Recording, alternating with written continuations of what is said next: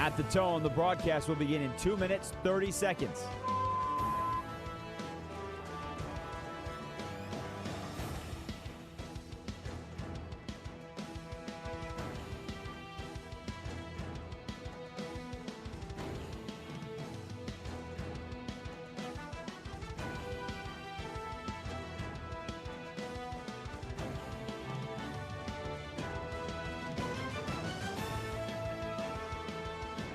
At the tone, the broadcast will begin in 2 minutes.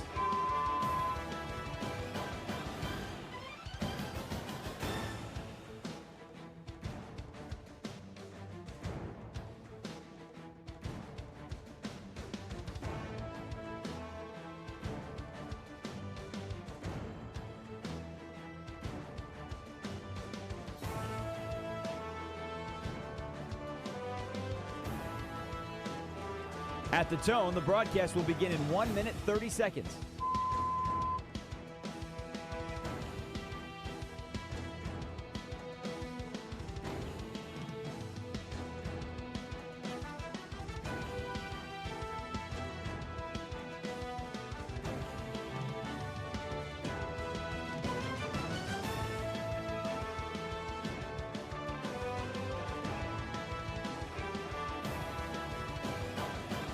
At the tone, the broadcast will begin in 1 minute.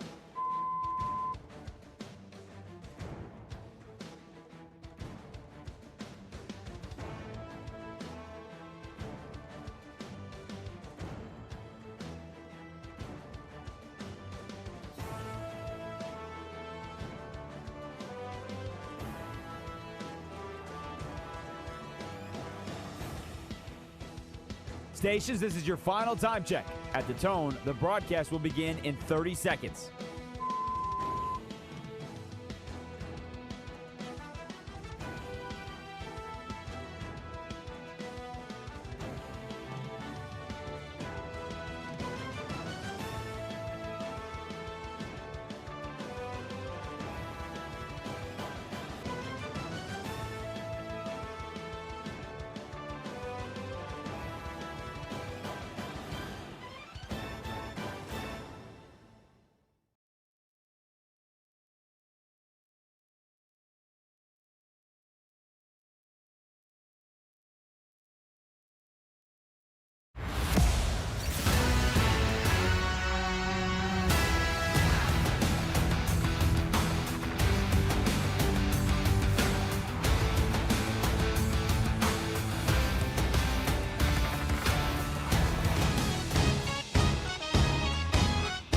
This is Westwood One Sports Night.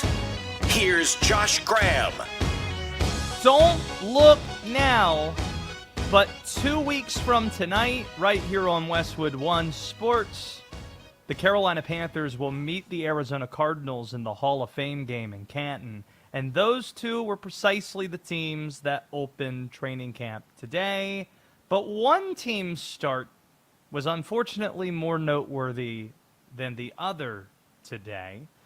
The Carolina Panthers opening practice in Charlotte, North Carolina could be a bad omen for the entire 2026 season. The reigning NFC South champions have sadly already been bitten by the injury bug. One of Carolina's top rushers is Nic Scourton, second-round pick from last year out of Texas A&M. He went down with a knee injury, and how serious was it? We learned later it was an ACL tear, meaning his season ends after just one practice during training camp. It was an emotional scene in Charlotte. He was carted off. He was in tears. All of his teammates locked arms in prayer. And here was Panthers coach Dave Canales on the decision to end practice early after Scourton went down. Just know how much these guys mean to each other, and if we go up there and I go up in front of the guys and preach, the fact that we lead with love and respect and connection and relationship, this moment, while we can certainly move the drill and keep the practice going, we had enough time Jeff and I kind of talked about, we had enough time in the practice to just, to get a kickoff and everybody come up and just make sure that they send them some love, for who knows what it is, but it's a chance for the guys to connect, and I wanted to make sure they had a chance to do that. This was a day after the team reported injuries to a couple other starters. One of their leaders, veteran right tackle Taylor Moton, he's going to miss the start of the season due to blood clots. That's not anything to mess with. Star corner J.C. Horn needed stitches for cutting his foot while running barefoot, according to Panthers GM Dan Morgan. The vibes are not good for the Panthers at the moment, and related to their distinction of being NFC South champs, Carolina's first place schedule is a real concern in 2026. According to Warren Sharp's projections, the Panthers have the third most difficult schedule in the league. And when you dig into the details, it is relentless. The open is 2 out of 3 on the road, the exception being Chicago in the opener.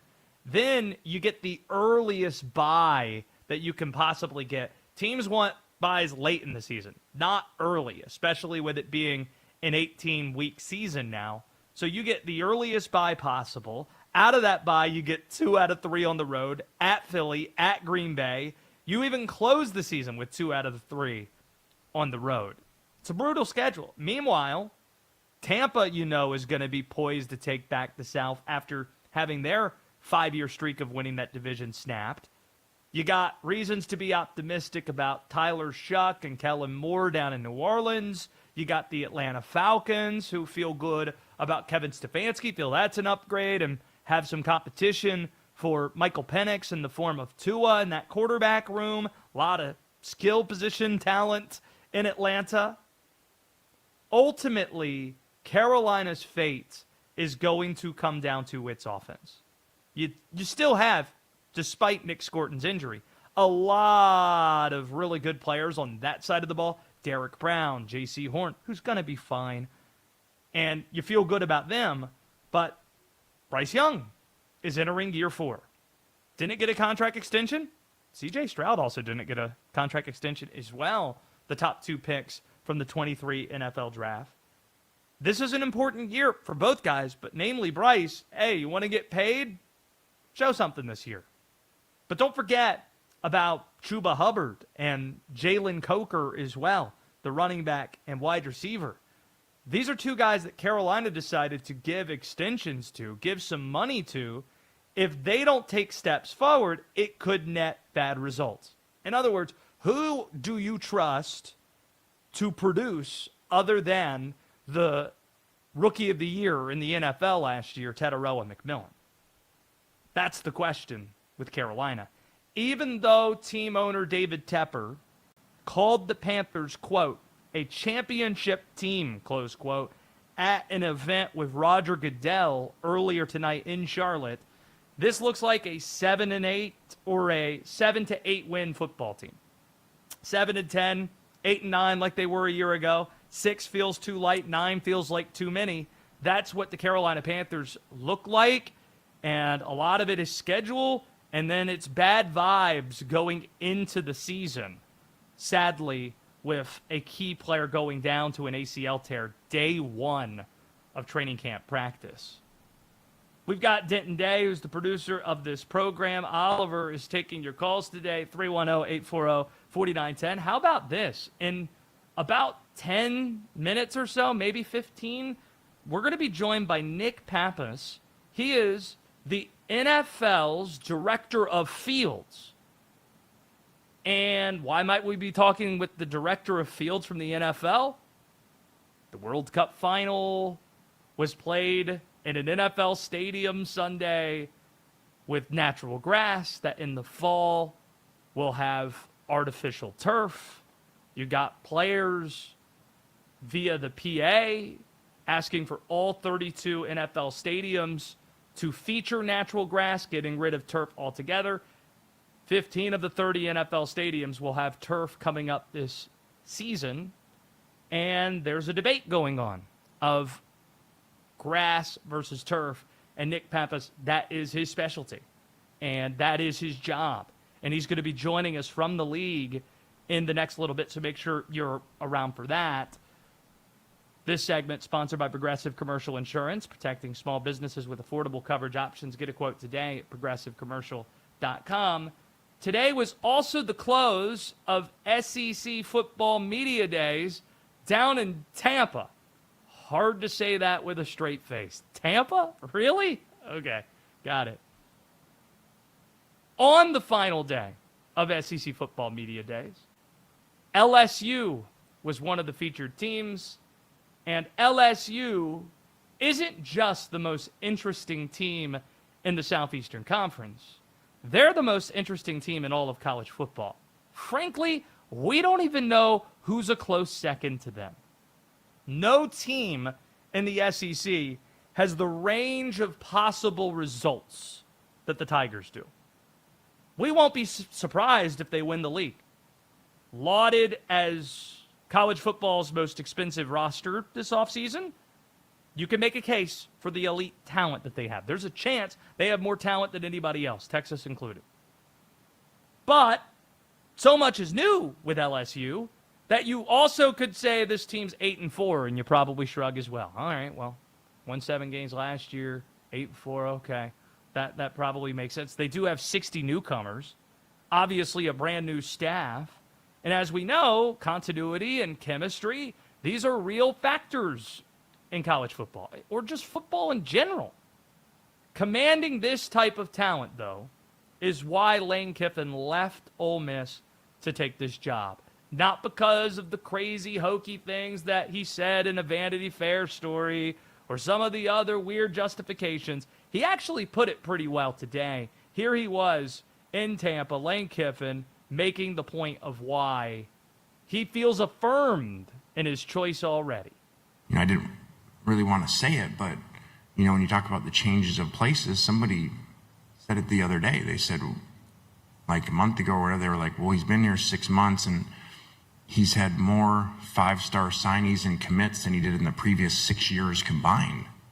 That's kind of proof to me of the decision and of the combination of the two, us and LSU. Got more 5 stars than I had my entire time at Ole Miss. This is why you go from Ole Miss to LSU, because other than Brian Kelly, all the coaches that have coached there this century have won national championships. Pretty much. Nick Saban, Les Miles, even Ed Orgeron, who's back in Baton Rouge as well. So just for the lane train factor and the talent factor and the range of results factor, already the most interesting team. Then you get into LSU's schedule. LSU's schedule is the football version of the Odyssey. You think the Trojan Horse is an amazing opening set piece? Try hosting Dabo Swinney and Clemson as Lane Train's debut at night, Tiger Stadium in Baton Rouge. As scary as the Cyclops or Circe might be, that pales in comparison to some of the homecomings Lane is going to have to make. This is his 3rd SEC head coaching job. He's going to return to Ole Miss in September. A lot of fans there are going to be telling him he's number 1, if you know what we mean. And then he's going to go back to Tennessee in November. Both places he was once head coaches at in the SEC. And as a cherry on top, 3 potential top 5 SEC teams will be visiting Tiger Stadium this year. Texas A&M, Alabama, and then Texas. So the question is it going to work right away? We say yes.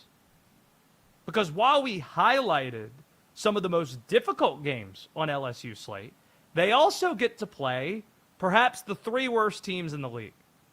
Sorry to Mississippi State, Kentucky, and Arkansas. Also, the high-level talent they acquired, it's proven talent. It's Arizona State quarterback transfer Sam Leavitt. It's former Colorado left tackle Jordan Seaton. It's his top edge from Ole Miss. It's Prince Will Umanmielen. They're going to be stars at LSU. Brought one of their offensive linemen from Ole Miss as well. We have them at 9-3, maybe 10-2, sneaking into the college football playoff in Lane Kiffin's first year. But Denton Day, given how much you love college football as well, are we overselling by saying 10-2's on the table for the LSU Tigers? No, not at all. It's absolutely on the table in an SEC that's as wide open as the SEC has been in years. And you mentioned the Clemson game. Look, man, this ain't the Clemson of the mid-2010s anymore. This is 2026. There's no Deshaun Watson. There's no Trevor Lawrence on that on that offense, and that defense still has some things to prove.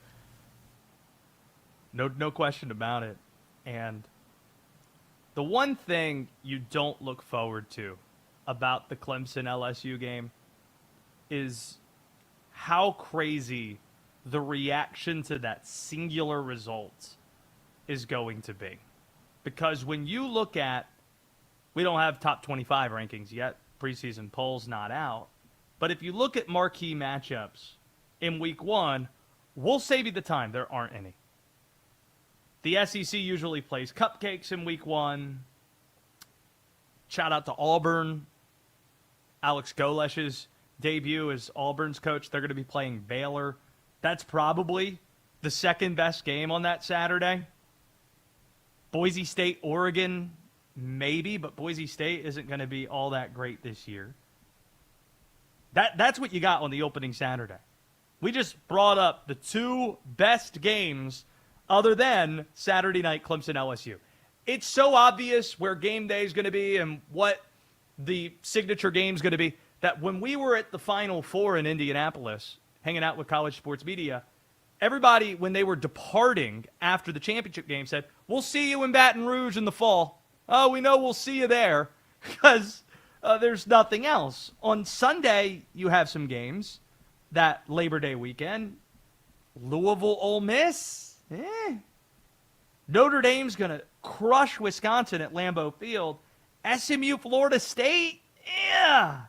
So the Apple Cup, that's on Sunday as well. Washington State. It's not a great week 1 slate. But you have LSU, Clemson, and whichever coach loses that game, the reaction's not going to be very kind to whichever coach that is. Sunday's World Cup final was played in New Jersey. It was played on grass, now called MetLife Stadium, then New Jersey, New York Stadium. That surface is going to be replaced with turf for the Giants and Jets this fall, and that sparked some debate across the NFL. Nick Pappas, who is the man in charge of the NFL's field surfaces, he will join us to tell us the league's view on this issue next on Westwood One Sports Night. The 49ers start training camp tomorrow. Future Hall of Famer Mike Evans joins a talented roster. Can San Francisco stay healthy and finish the job to secure their 6th Super Bowl title? Westwood One Sports.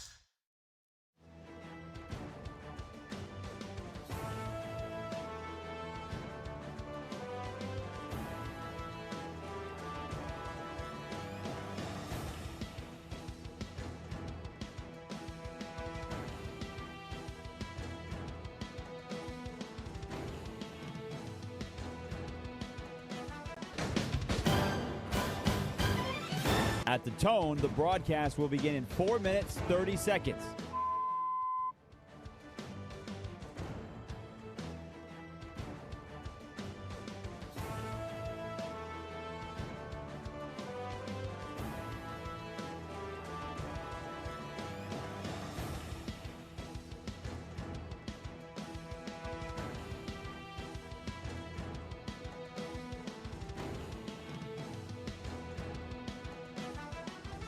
At the tone, the broadcast will begin in 4 minutes.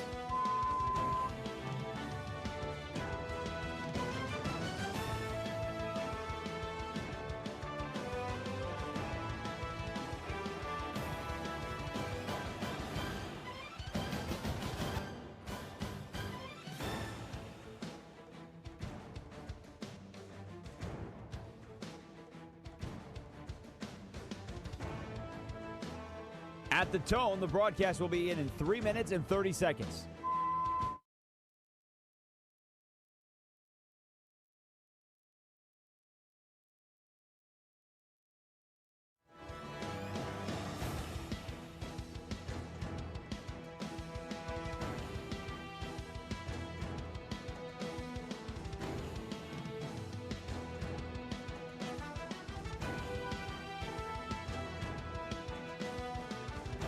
At the tone, the broadcast will begin in 3 minutes.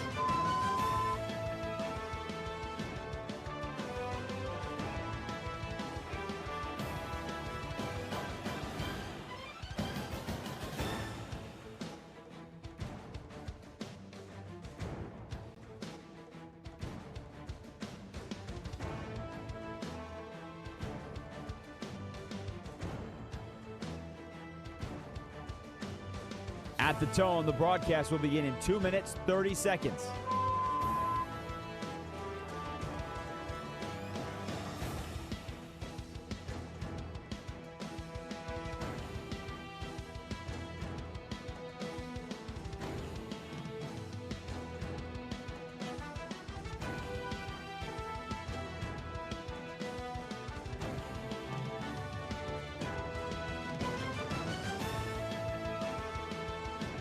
At the tone, the broadcast will begin in 2 minutes.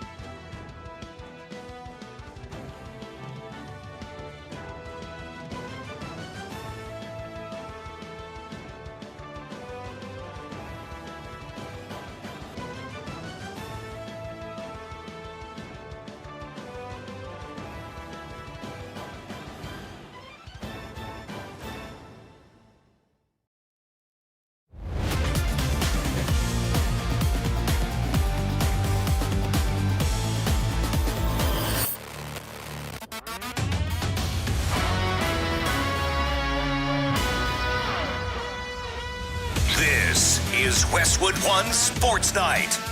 Here's Josh Graham. On Sunday, the World Cup final was held on a grass field at the Meadowlands in New Jersey.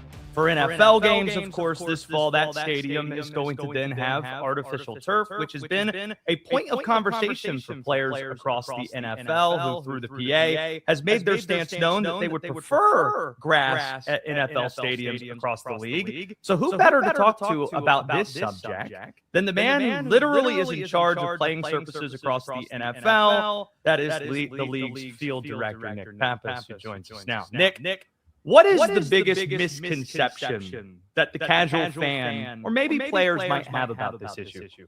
Yeah, there's probably a bit of a laundry list of them, but I mean, I think one of them is that, all fields are not created equal, right? And that's all grass fields are not created equal. All artificial fields are not created equal. All soccer fields are not created equal. All football fields are created equal. There is nuance to every field pretty much in every location. that is dependent on a number of variables when it gets selected. And that's probably the first and foremost, biggest misconception when people talk about an athletic surface.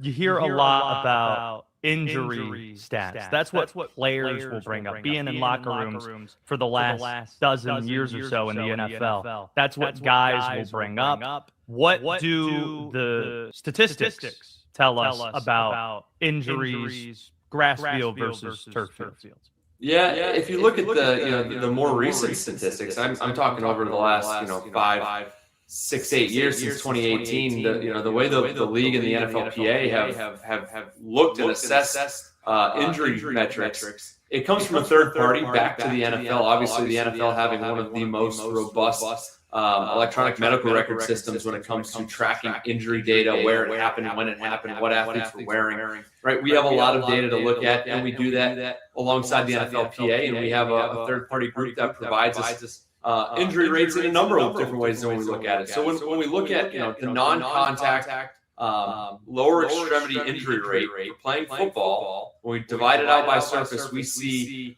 no statistical significance. So no change. The injury rate on grass is the same as the injury rate on artificial surfaces. I think a key thing to keep in mind, though, is we also look a little bit deeper, not just at the frequency of the injury happening, but also the severity of the injury. So when we look at whether it's ankle sprains, ACLs, MCLs, Achilles, anything to do with any of those injuries, your time lost, big burden injuries, we're looking at those as well and assessing them. And year over year, we see a split that flip-flops back and forth, whether it's more ACLs on grass this year or more ACLs on grass last year, and this year it's on artificial. It jumps back and forth a lot. We don't see the surface being the driver of those time loss acute injuries. Was there a technology change around 2018 where you have that cutoff point, or is that just when data started to be tracked? Well, I think the data's been become more robust when you go back that far. There are studies, obviously, from prior to that as well, and there's been a lot of reports on this topic for years now.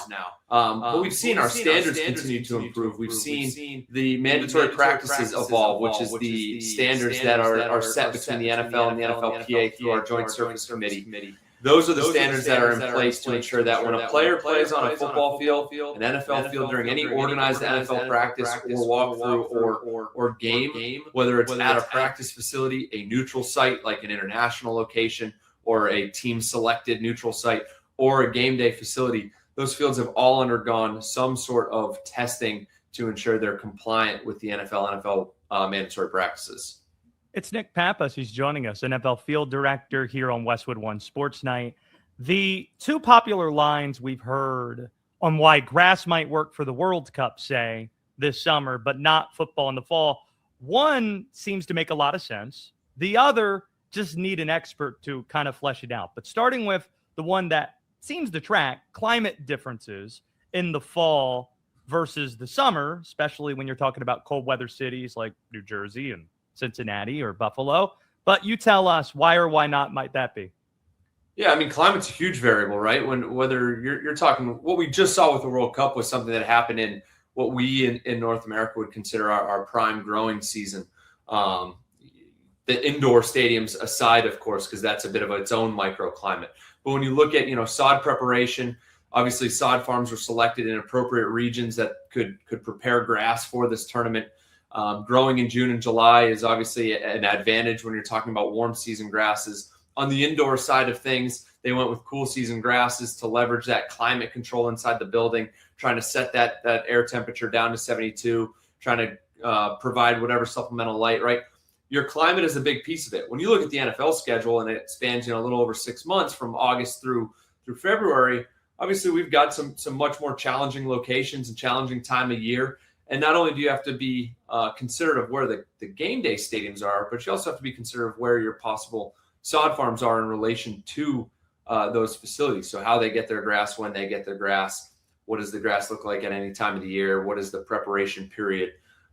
Climate's a huge piece of it. And obviously we see venues get built with domes or retractable roofs to try and mitigate climate for the fan experience, for the game, for the operations, for everything in between. And then obviously the field manager is also left to try and determine what does that mean for them? So there's a microclimate in every stadium. There's your general climate, and it varies widely when you look at our footprint from Seattle to Miami to Buffalo to Houston and everywhere in between. Yeah, you just had me think of a couple of places during that answer. Seattle, obviously. Hey, I mean, managing a field amid the amount of rain that you might get there during football season could be difficult, just putting even temperature aside. But then you mentioned that nearly, well, you didn't get to the specific, but you were talking about dome stadiums. Nearly 1/3 of NFL stadiums are domed and still have artificial turf. Given how strongly players seem to feel on the subject, what guidance do you give these teams, or even specifically players, on the decision to choose turf when natural grass might be more available with a domed stadium? Yeah, we're the league. We're obviously here and work with the NFLPA to develop standards, and then it kind of trickles down to each venue and club to determine what surface they select, as long as it meets the standards that we've put in place. So we're here as a support line to them. With that comes, what's possible, what's feasible. We, the league, don't necessarily know how a building operates better than that own building, right? So the owners or whoever may own that building, which isn't always an NFL owner, right? Some of our clubs play inside of a building and they're a tenant to that building, whether it's owned by the state or whether it's owned by a different party. Each of those scenarios is unique in their own. We look across all those things and try and support these venues to say, hey, here's the standards you need to meet on game day. How you get there, keep us aware, right?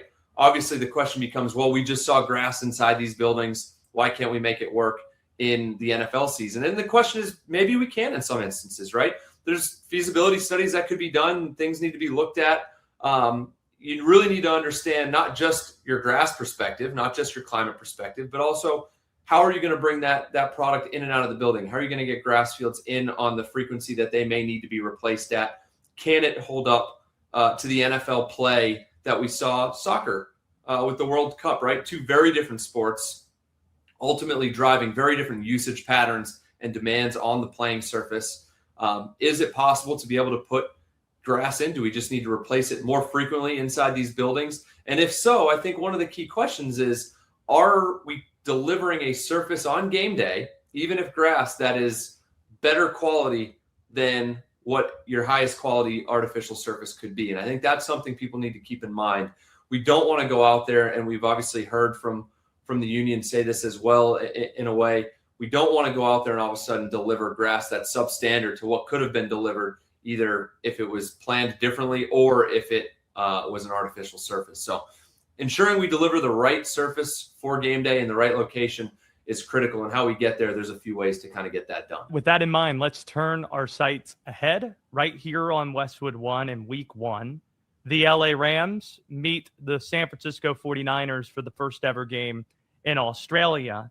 But that's not the only history associated with the game. It's also, at least as our research team has passed along here, the only cricket ground that has ever hosted an NFL game. Obviously, the first Australian Football League site as well. What have you learned about the playing surface there, Nick Pappas, and how might that playing surface look the second week of September? Yeah, what a marvel of a stadium to be at, right? Massive venue, a place that has a wicket right there in the middle of the playing surface. To see, I've seen some of it firsthand in person while I was there. I've seen some of it on videos. You can find it on their social channels. To see them bring in a crane and remove that cricket, truly a multi-purpose venue that does a great job, and we're excited to bring our game to it. Very big footprint. To give you an idea, that's a 200,000 square foot patch of grass compared to most of our NFL venues, including sidelines, usually don't even expand beyond 90 to 100,000 square feet. So much different in size. As far as the actual details of the playing surface go, though, it's a surface we're familiar with, something we've played on, very similar to the surface we played on in Dublin last year, where it's a carpet hybrid system with ryegrass.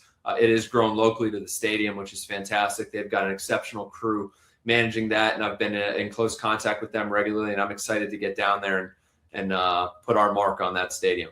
Let's close here. Nick Pappas, NFL field director, with us here. All this talk about grass, and I might have buried the lead. What kind of grass do you have on your lawn? I live in Georgia, so I've got Tiff Tough Bermuda grass outside my house.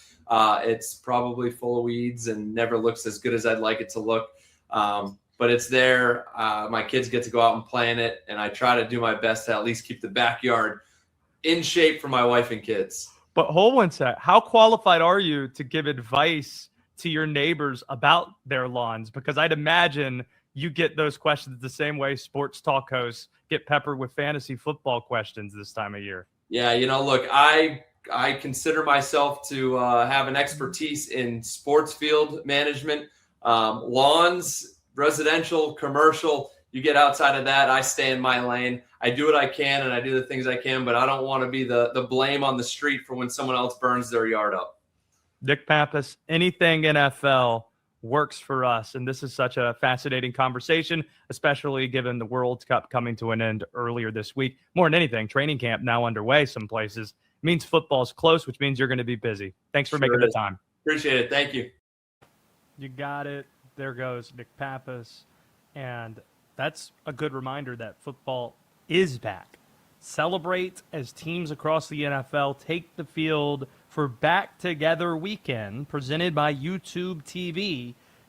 Go to NFL.com/backtogether weekend for more information. That's NFL.com/backtogether weekend for more information. Appreciate Nick Pappas, who's with us here. And then seeing, you can chime in on YouTube. You can chime in on X, 310-840-4910.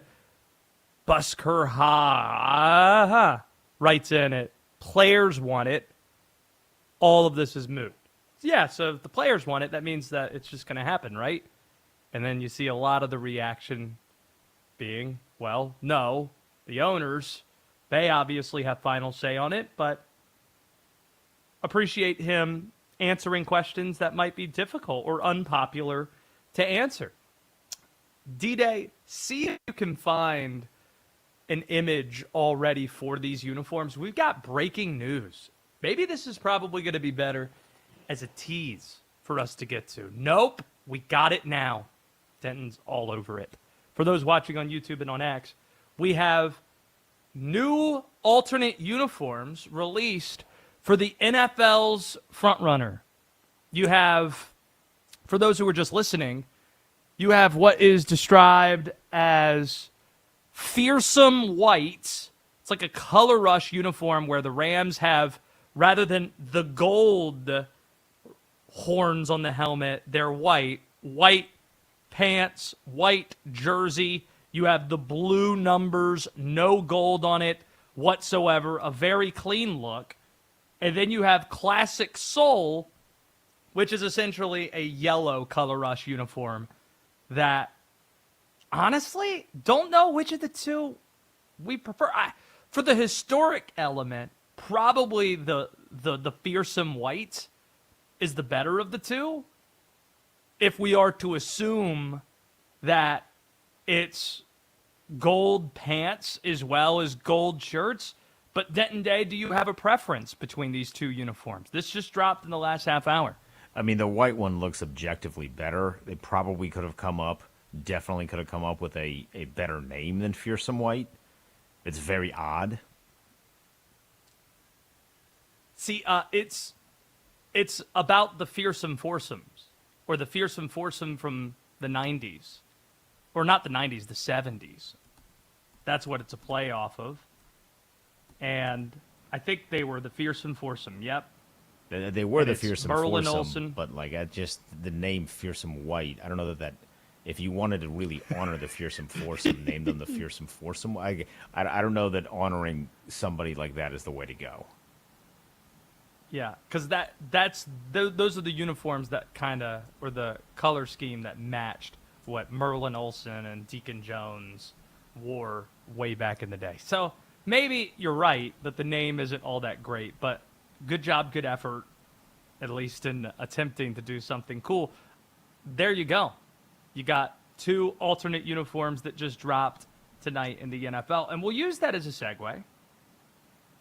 Since training camp practices started in the NFL today, we'll tell you what the three biggest storylines across the league are right now, which includes hearing from a star quarterback this week. That's all next on Westwood One Sports Night. The 49ers start training camp Saturday. Future Hall of Famer Mike Evans joins a talented roster. Can San Francisco stay healthy and finish the job to secure their 6th Super Bowl title? Westwood One Sports.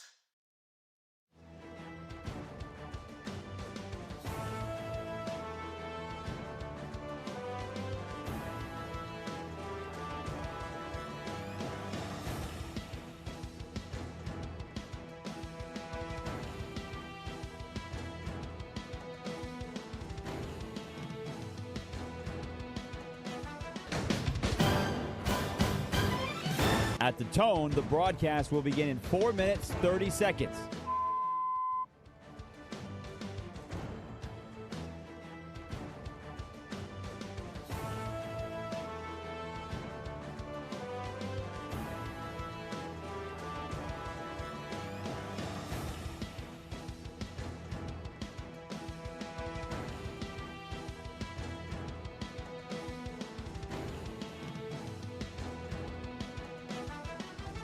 At the tone, the broadcast will begin in 4 minutes.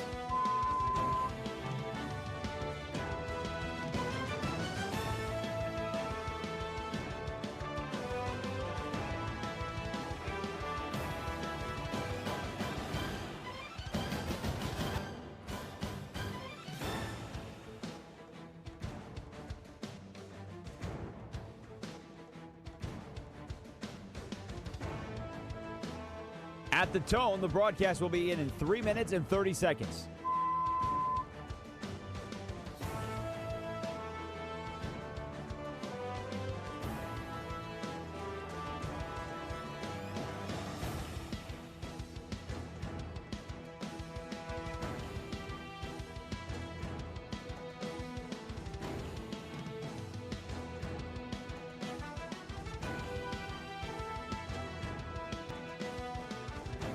At the tone, the broadcast will begin in 3 minutes.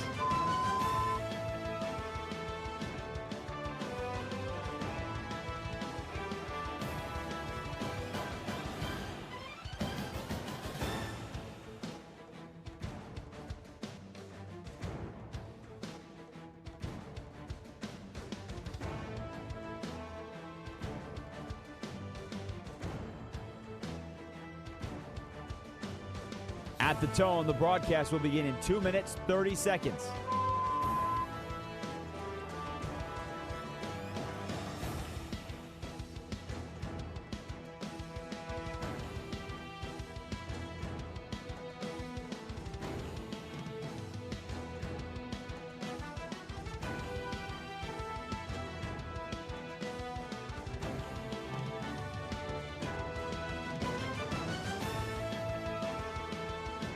At the tone, the broadcast will begin in 2 minutes.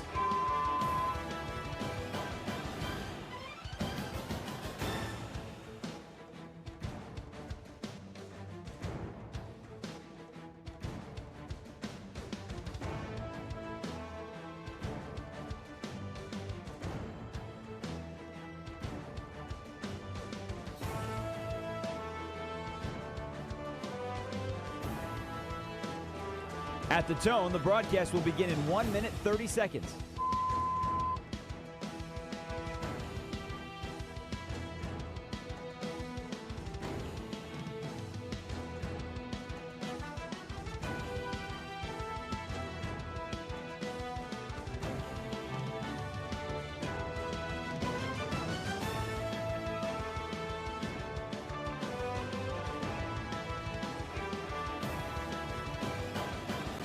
At the tone, the broadcast will begin in 1 minute.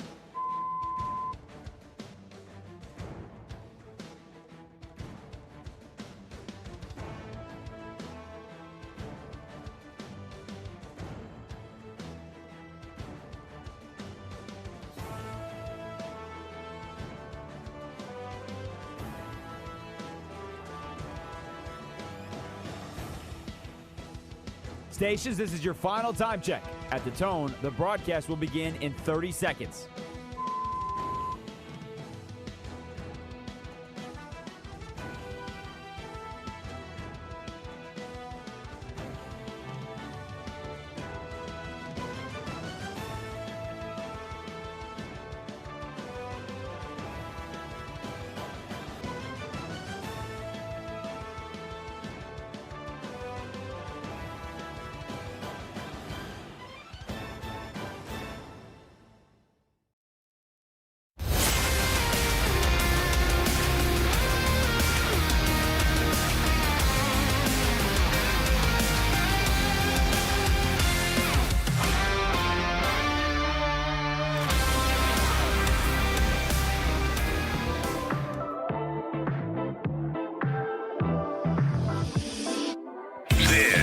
is Westwood One Sports Night.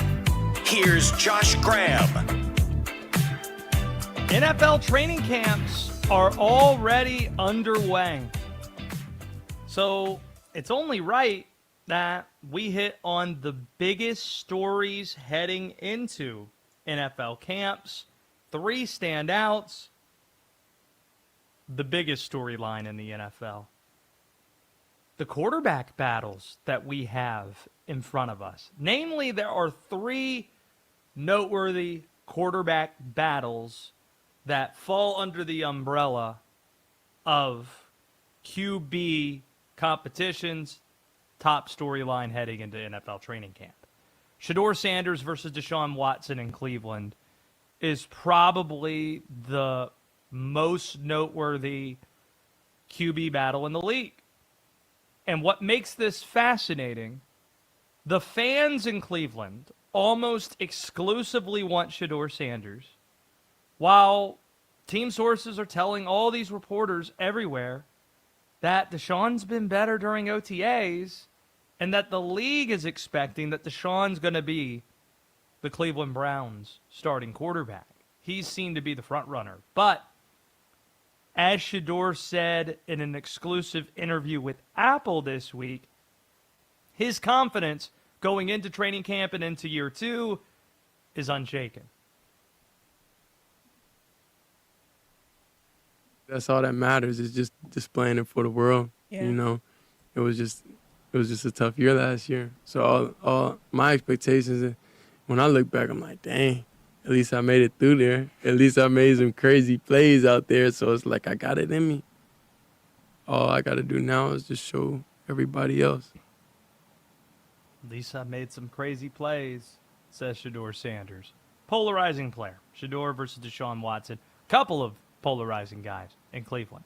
Kyler Murray versus J.J. McCarthy in Minnesota. McCarthy deserves an opportunity to be the QB1 because of his finish to 2025. 4-0 in the month of December. 24 years old. But we'll see how the reps get divided. It's not like Kyler Murray was burning the house down in Arizona. Well, in one way he might have been. Benched halfway through last year. He's not owed anything. 1-year contract. J.J. McCarthy should be named the starter in Minnesota, and it's his job to lose to Kyler Murray. If he opens the door to Kyler Murray and then Kyler walks through it, fine. But there's a reason why you spent the draft pick you did a couple years ago on J.J. McCarthy. There's a reason why you let Sam Darnold walk. And if you learn anything from the Sam Darnold story, it should be don't write off quarterbacks when they're 24 or 25. So give J.J. that opportunity with the great skill talent they have around them. They were a 9-win team last year. We'll see what progress is made. Kyler is a backup. Kyler's there if J.J. doesn't make the most of his opportunity. Then you got Tua versus Michael Penix in Atlanta. Similar to McCarthy, you would like to see Penix be the starter, but he's older than McCarthy is. And it's a first-year head coach in Kevin Stefanski. See, Kevin O'Connell was there when they drafted J.J. McCarthy. He believes in J.J. McCarthy, or did. There's some belief that's put in there, and a relationship that's there in a way that there isn't with a first-year head coach. Kevin Stefanski, he doesn't know anything to anybody. He doesn't know opportunities to anybody. So it might be plain and simple, hey, who's the best player right now to help the Atlanta Falcons win football games? Because when you got Bijan Robinson in the backfield and Drake London, who you just paid, you're throwing the ball to, and Kyle Pitts on the franchise tag, right now, Atlanta needs to go. And whoever is the better quarterback between the two, split the reps. And whoever the better of the two quarterbacks is should play in Atlanta, and there should be no other considerations. So that's the biggest storyline, the noteworthy QB battles. The second biggest story, it's just plainly the LA Rams. They are viewed as the favorites to win the Super Bowl. They bring back the MVP of the league at quarterback, Matthew Stafford. They bring back the offensive player of the year, which was not Stafford, it was Puka Nacua. He comes in with his own problems.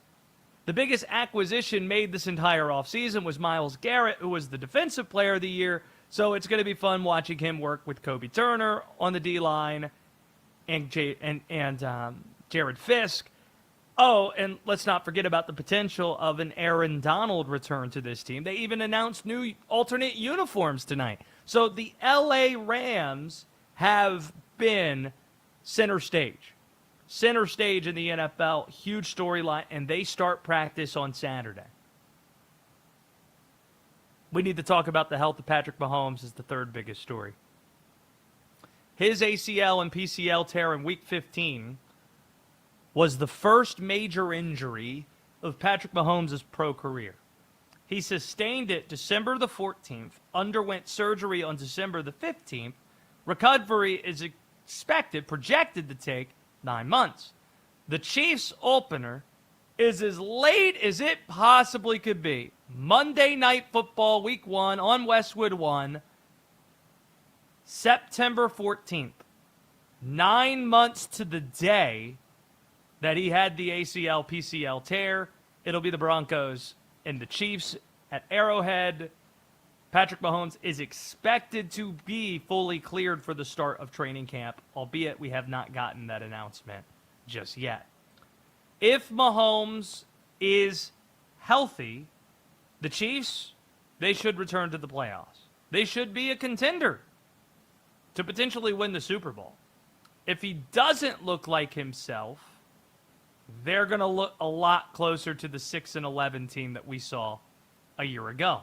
So with Kansas City being the team they are now, the most successful team this decade, which is why they just released the renderings of their new beautiful stadium that's going to be across state lines in Kansas, launching in 2031.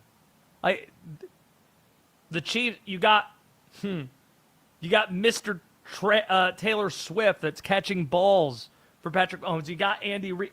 The storylines are endless when it comes to that team. So, the quarterback battles, the LA Rams, and Patrick Mahomes' health specifically, those are the biggest storylines heading into NFL training camps that are already underway, with the two teams competing in the Hall of Fame game 2 weeks from tonight being out on the field.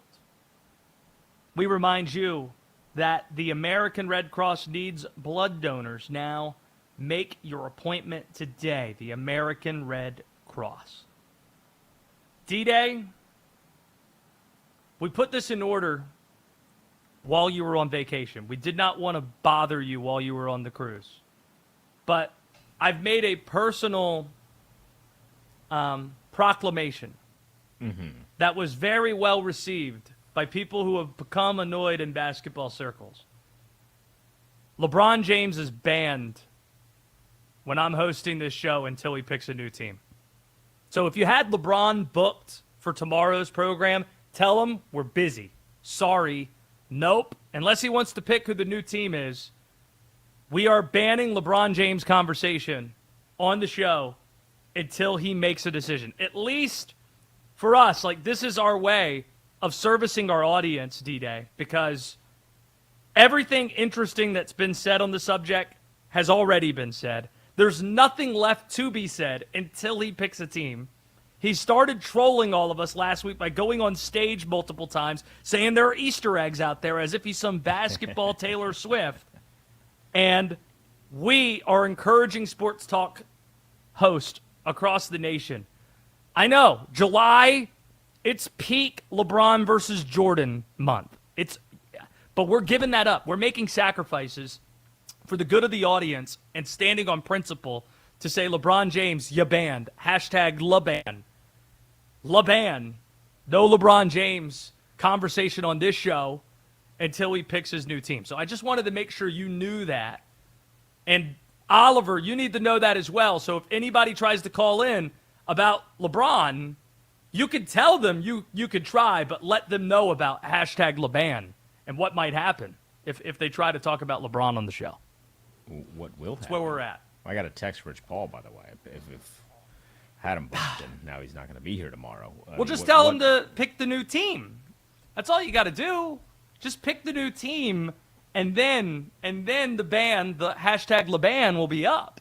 But it also helps that NFL camps have started, so this isn't like a significant sacrifice unless there are other big trades. NBA headlines are finished until camp starts. I was going to say, probably SEC in September. Media Days were this week, so I'm glad that he didn't step all over SEC Media Days. Yeah. I fully expected LeBron to show up at SEC Media Days. Just show up and say, does that mean he's going to join the Atlanta Hawks and Lou Dort? Like, what are some SEC country teams that LeBron, ooh, no, they're in Tampa. I'm about to say, Orlando's not too far away. Miami's not too far away. He does have Miami's eligibility. very far away from Tampa. Eligibility, He never went to college. Yeah. So we just need to find some sort of drop. We need to find the LeBron James or something like that. So that way, when somebody tries to talk about LeBron on the show and we got to politely remind them, or maybe impolitely, I don't know. I'll be polite. Remind them of the LeBan. Okay. I won't be polite. Perv didn't day. Make sure if you haven't already, you're subscribed to our YouTube channel, searching Westwood One Sports Night. It's how you can watch the show in addition to listening to it. Shout out to Nick Pappas, who joined us, NFL Director of Fields. You can find that conversation already up on our YouTube channel. He joined us earlier this hour. The podcast, same feed, Westwood One Sports Night, Apple Podcasts and Spotify, or the same title. You can find us as well. The Carolina Panthers had it bad by losing an edge rusher for the season on day one of training camp. But they don't have it worse than the other team that started camp today, and we'll tell you why next on Westwood One Sports Night. This is Westwood One Sports.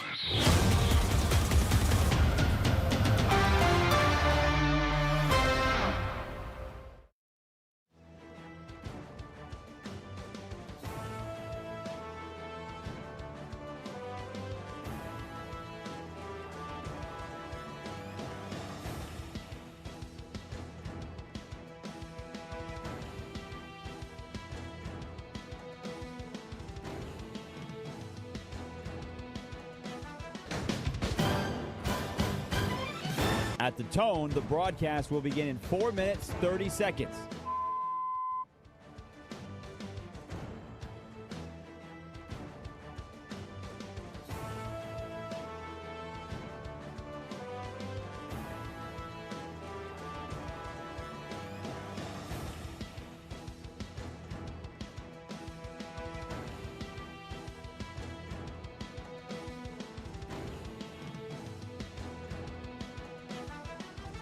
At the tone, the broadcast will begin in 4 minutes.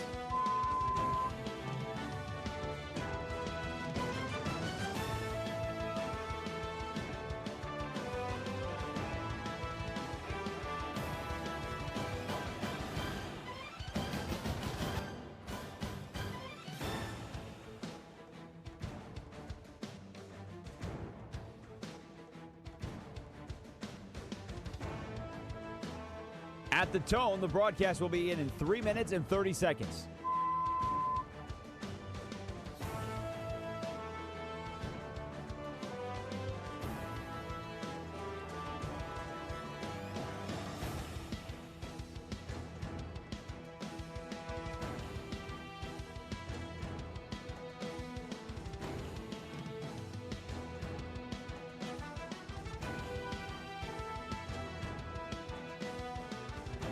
At the tone, the broadcast will begin in 3 minutes.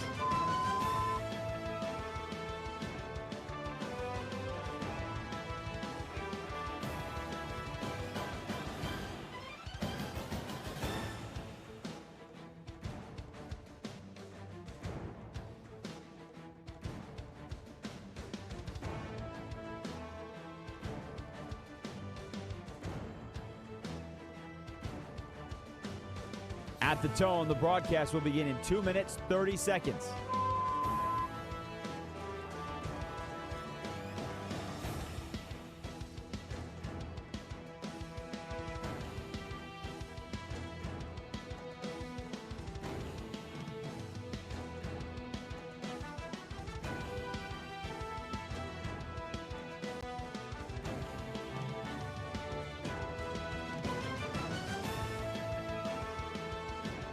At the tone, the broadcast will begin in 2 minutes.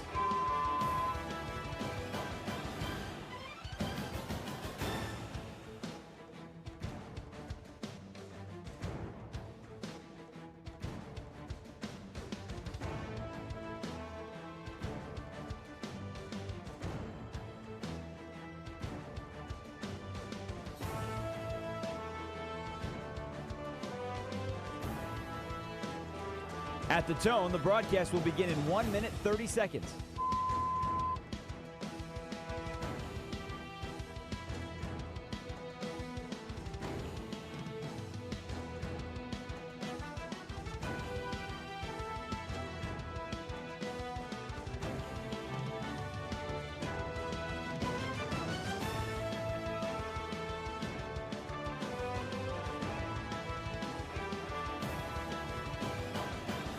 At the tone, the broadcast will begin in 1 minute.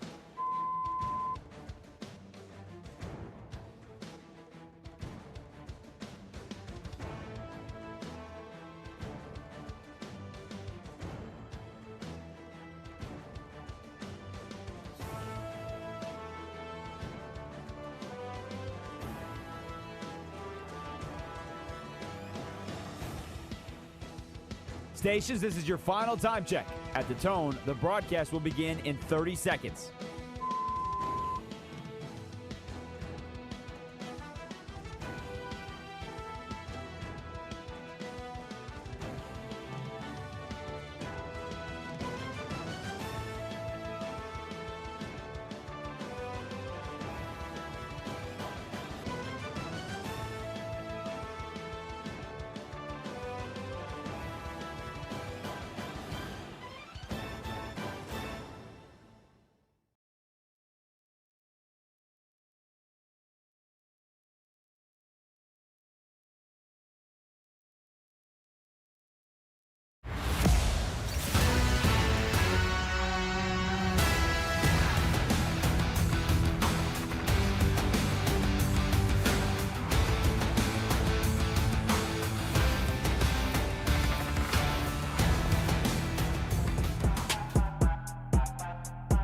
This is Westwood One Sports Night. Here's Josh Graham. NFL training camps are underway. And rather than asking you who the best team in the NFL is, so that everybody could say in unison the LA Rams, who debuted some pretty cool alternate uniforms tonight, we ask you instead the inverse. Who's the worst team in the NFL this year? 310-840-4910 if you want in. And we have an answer to that question. While the Carolina Panthers had a really bad first day of training camp, losing an edge rusher for the season, Nic Scourton, an ACL tear, one of their starters there, it ended practice. It was such a bleak scene. At least the Carolina Panthers can find solace in that they're not the Arizona Cardinals.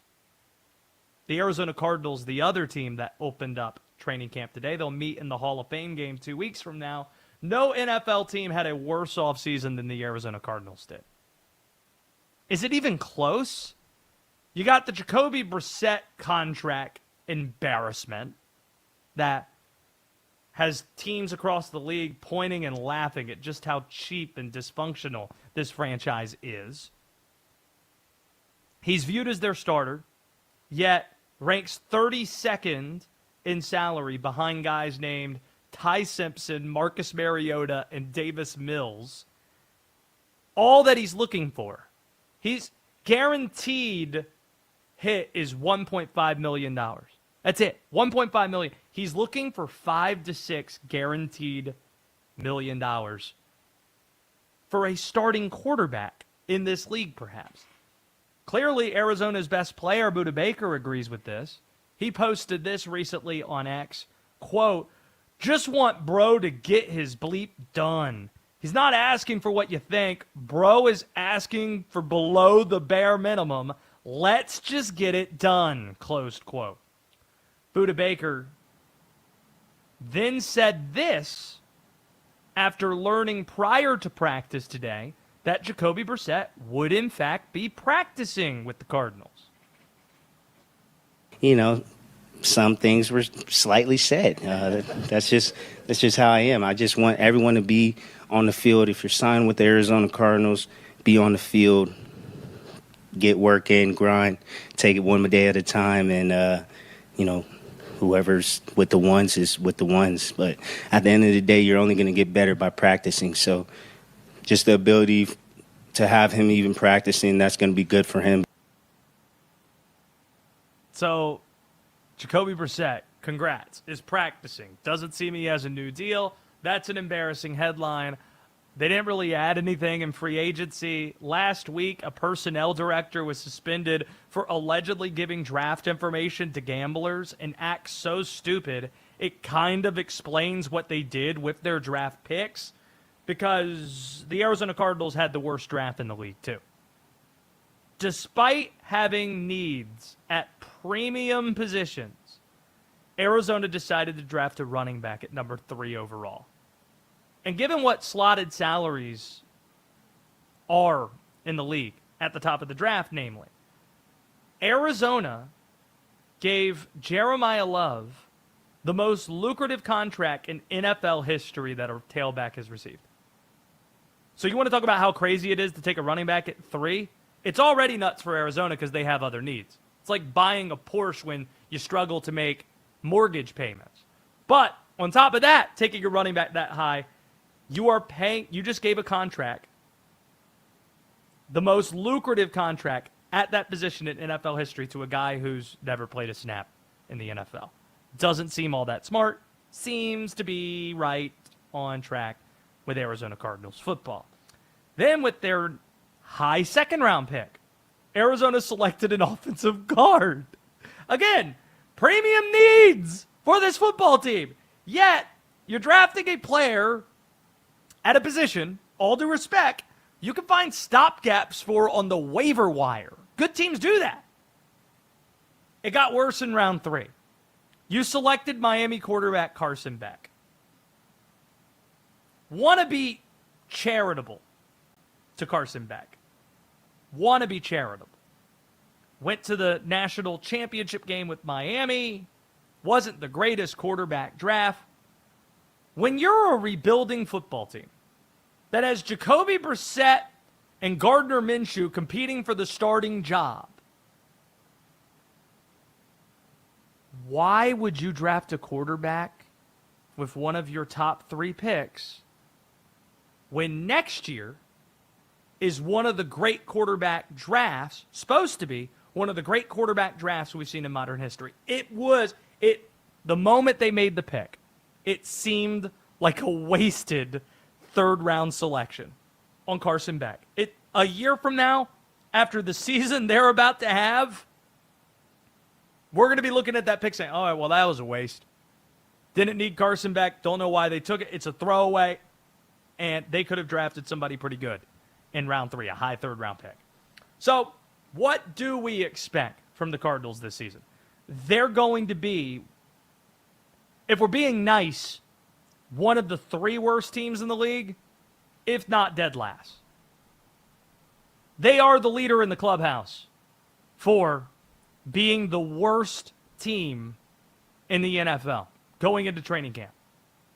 Because to make matters worse, on top of everything we just brought up, Arizona has by far the most difficult schedule in the league according to Warren Sharp's projections. They open with 3 out of 4 on the road. The exception is against the champion Seahawks. That stretch is followed with 8 straight weeks against potential playoff teams. Brutal. And don't forget who we're talking about here. A 3-14 team bringing in a first-time head coach in the most difficult division in football. This is why DraftKings has Arizona tied for the lowest over-under season win totals this year. Both the Cardinals and Dolphins over-unders sit at 4.5 wins. But we're saying here that Arizona is going to be the worst team in the NFL. What say you? 310-840-4910 if you want in on the program. It is Westwood One Sports Night. My name's Josh Graham. Denton Day is producing this program. We got Oliver who's taking your calls, 310-840-4910. Today was the close of SEC Media Days in Tampa. And if you want the big headline, the big takeaway to have from SEC Media Days, insecurity and hubris. Those two words define SEC Media Days in Tampa. The SEC is in an existential crisis right now. At least an identity crisis. It has grown, the SEC has grown accustomed to being the singular dominant force in college football. That's what happens when your schools win 14 national championships over an 18-year period going into the 2020s. But that period has since been followed by the Big Ten winning the last 3 national championships, doing it with 3 different schools. And to make matters worse, the SEC hasn't even had a finalist over that 3-year period. As a result, SEC coaches and fans, they've been insecure about the fact they've been overtaken. And they certainly don't like the fact, certainly don't like it when you bring up that their dominance conveniently halted the moment it became legal for schools across the country to start paying their players, the way that the SEC almost certainly was not doing, wink, wink, for decades. They've been in denial. And this is where the hubris has been on display. Just listen to the commissioner of the SEC, Greg Sankey, talk about the competition level of the Southeastern Conference. Now I recognize that a 9-game Southeastern Conference football schedule, coupled with our expectation that we maintain a high-quality non-conference opponent, creates one of the most, in fact, I'm going to scratch what I wrote, it creates, without question, the most demanding sets of football schedules in all of college football. Competitive excellence. When you look at our schedule, no one has created the kind of weekly competition that exists in the Southeastern Conference. This is the part that's funny, D-Day. This is the part where the sheer hubris makes you laugh. Greg Sankey and coaches have said the reason why the Southeastern Conference hasn't had even a finalist the last 3 years is because of that schedule. It's so tough, D-Day. It wears teams down. So the Big Ten teams are just not as worn down because it doesn't mean more. It means more in the SEC. But the part that's funny about that is that when the SEC won 14 national titles over an 18-year span, you want to know the reason that was most commonly cited why they did that? We're built different. Our schedules are so tough, so brutal, that when the playoff arrives, when the championship level arrives, we're more prepared.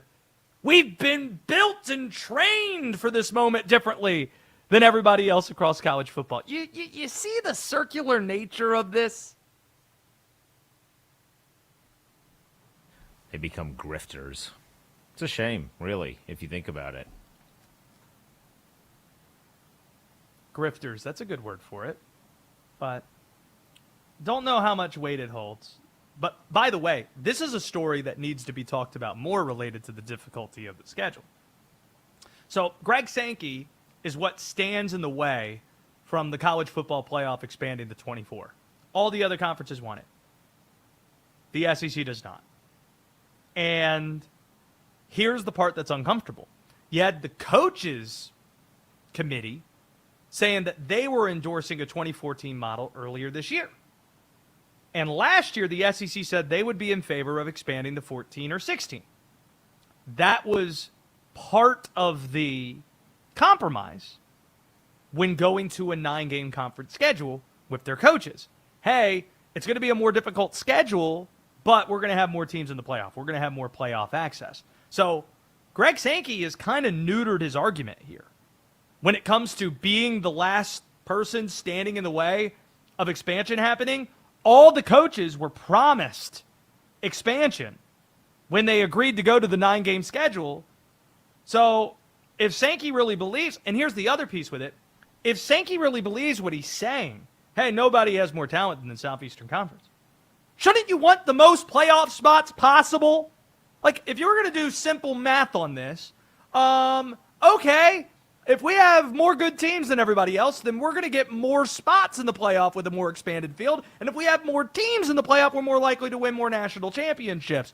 But he's still opposed, which tells you maybe it doesn't just mean more the way that it's been talked about. Maybe they have been surpassed by the Big Ten, who's won the last 3 national titles with 3 different teams. And this is, by the way, even putting the hubris aside of Sankey threatening to take his ball and go home with the SEC breaking away and governing itself. By the way, on that front, go right ahead. While the NCAA doesn't sanction the football championship, the NCAA tournament's still a pretty big cash cow in men's and women's basketball. Still a pretty big cash cow. And you have all these other sports that you claim to care about. Go see if any of your sports will be merited at all without competition against other leagues. You might get away with it with football. You might. Good luck when it comes to all your other sports as well. The SEC has made it too easy to poke fun at them this week. The fact that it's in Tampa is hilarious. It isn't remotely close to any of the SEC schools. I think Gainesville's, a 2-hour drive, plane travel for everybody else. They also have fans attending SEC Media Days, and we're not just talking about the fanboys that masquerade as media. Like, you have one of the Feinbaum callers showing up to a press conference and getting thrown out. Whoa! I thought you just let fans in here. Nope. It is hilarious to think about it becoming like a media event, becoming a fan spectacle. Like, they used to do that where fans could watch some of the media stuff happen. Whoa, it's lunchtime for Kalen DeBoer. Whoa.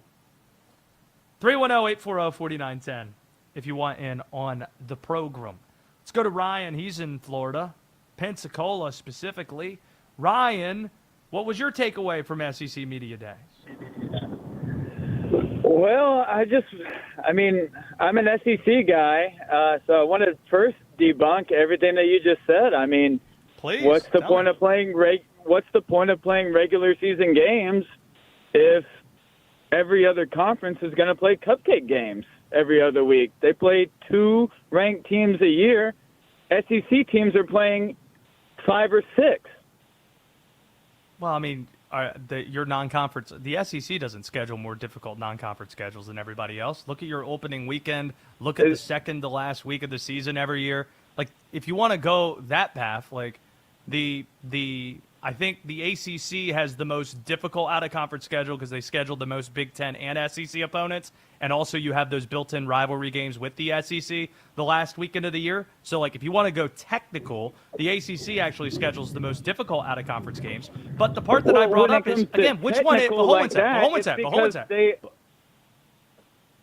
one sec. Which one is it, though? You say how difficult the schedule is. Which one's true? That was it the 14 out of 18 titles where SEC fans said that it just means more and that the more difficult schedule prepared you for the championship? Or now that you lost the last 3 and didn't even get close to a championship, is it that you're worn down by the difficult schedule? Which one is it? I'd just like to know so I can keep track. No. So 14 out of 18, that's because it's homegrown products. Where does most of the football talent come from? The South. Georgia, Louisiana, Florida, you name it. That's where they come from. So and you can pay them to go north. You sound like you're from the north, and I'm not. I live in North Carolina, actually. What's going on? That's part of the north. But North Carolina's part of the north. All right, I'm actually up against it. Thanks for the call from Florida. You pick up a map. There goes. Yeah, according to SEC country. Get out of here. He lost me a little bit. What do you mean you pay them to go north? You think guys just want to go hang out in, like, Tuscaloosa for free? No, dude. I've never been. I've heard good things, but, like, for free? According to the SEC, North Carolina, that's part of the North. You know why, D-Day? Because it's got North in the name. SEC logic. It's like Alabama. Did you see Alabama when Kalen DeBoer went to speak, had like the schedule up, and the first game was against my alma mater?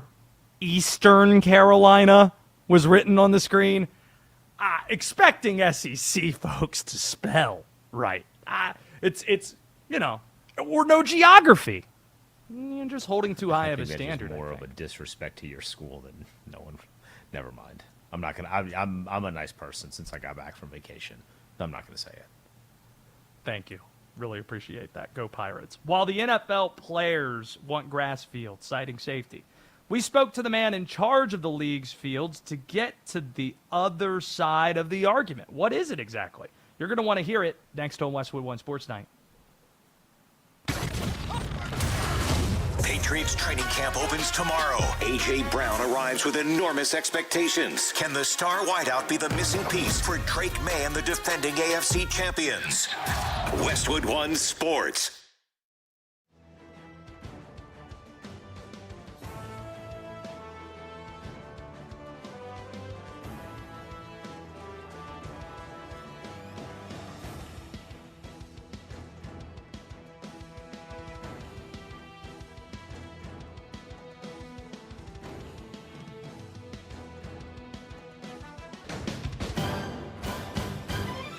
At the tone, the broadcast will begin in 4 minutes, 30 seconds.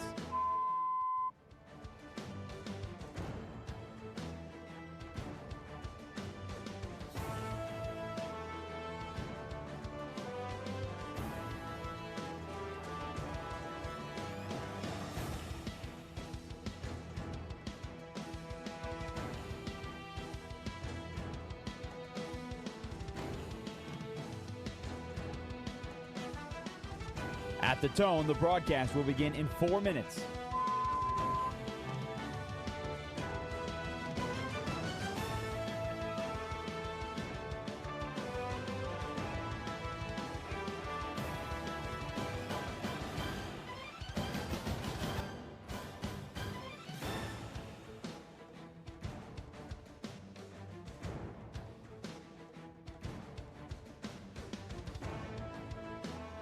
At the tone, the broadcast will be in 3 minutes and 30 seconds.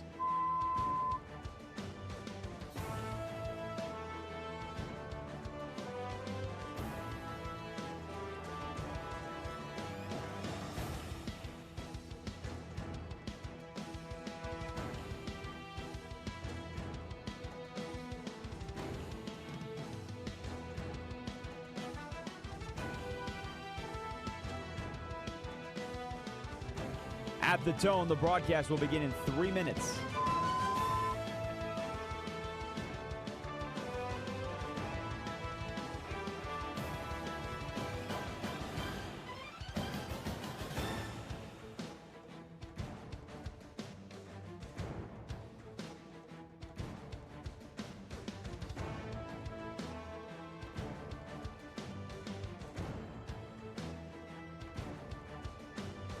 At the tone, the broadcast will begin in 2 minutes, 30 seconds.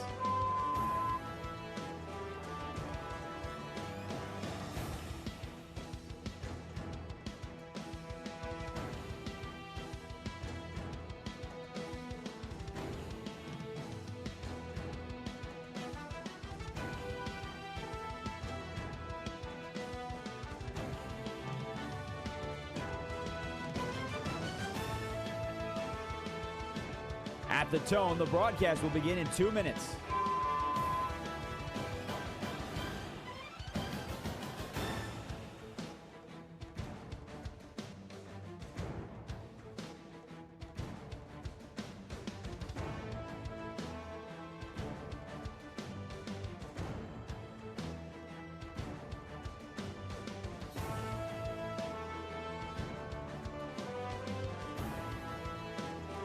At the tone, the broadcast will begin in 1 minute, 30 seconds.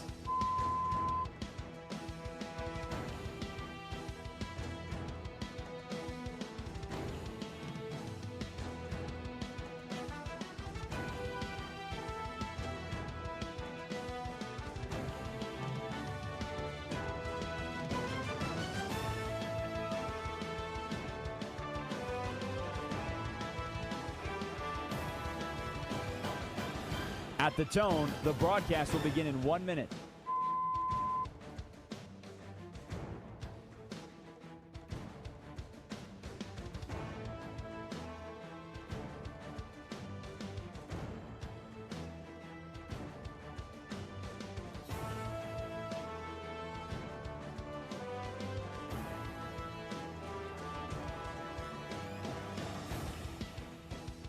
Stations, this is your final time check. At the tone, the broadcast will begin in 30 seconds.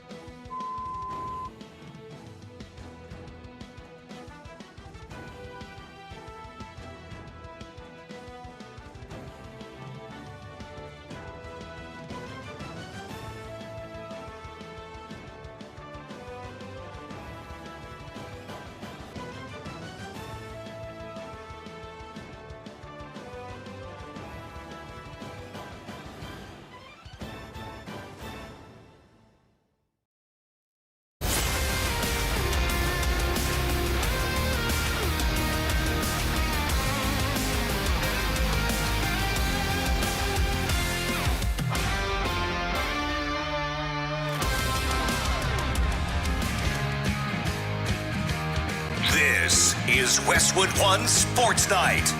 Here's Josh Graham. We went to NFL Director of Fields Nick Pappas to ask him earlier in the show about the debate happening in the NFL, grass field versus turf field. We'll get to some of the arguments in just a bit there, but there's so much we want to get done here on tonight's show. It is Westwood One Sports Night. My name's Josh Graham. However, and wherever you're listening, really appreciate that. Or watching, you can check us out, Westwood One Sports Night, on YouTube and on X at Josh Graham Show. So the SEC's had a rough go. And again, media days just wrapped up. You got the insecurity. You have the hubris of the conference. It's an identity crisis. They've lost, 3 straight years. They haven't even gotten to the conference championship game. And it just conveniently happens at the time that teams can start paying players that this happens. It makes you suspicious. Well, is it because of paying players under the table that the SEC had that level of dominance in the first place? The Big Ten's won those titles, 3 titles in 3 years with 3 different schools. So then some SEC folks got mad. We took a call from Florida who said, "You sound like you're from up north." I'm in North Carolina. Yeah, that counts. Let's see if Jake can do better from Georgia.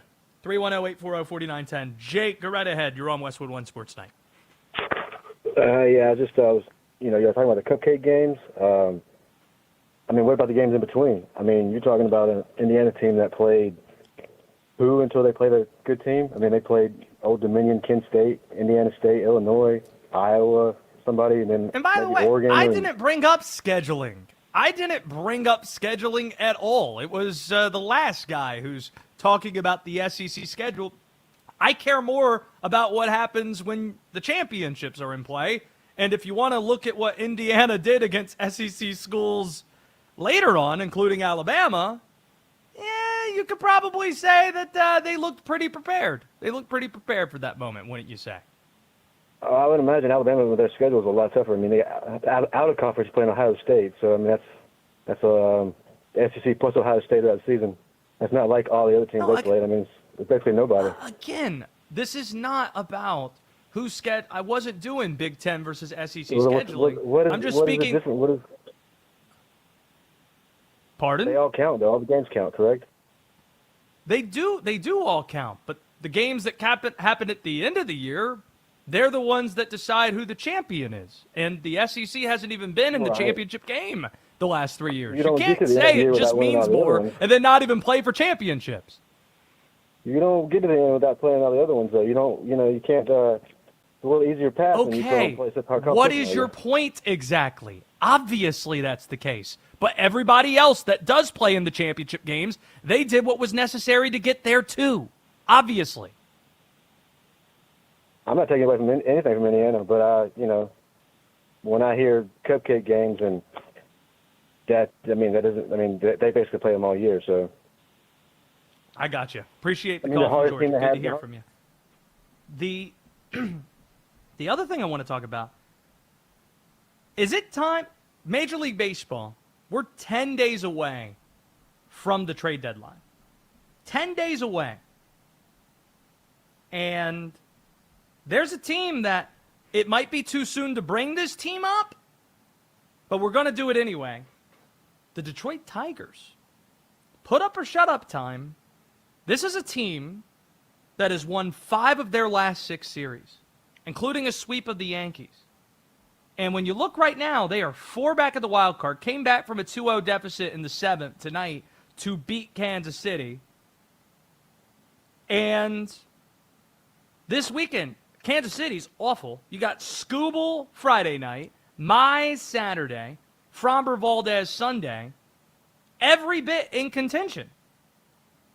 You got Cardinals D-backs. That was a meaningful game tonight. Going into tonight, Arizona was leading St. Louis by a half game for the final NL wildcard spot. After St. Louis plated 2 in the first, the D-backs just bullied the Cards on their way to a 10-6 win. But fun, meaningful series this weekend where you got Cubs, Pirates, and Pittsburgh, Yankees, Phillies. That's an annual event.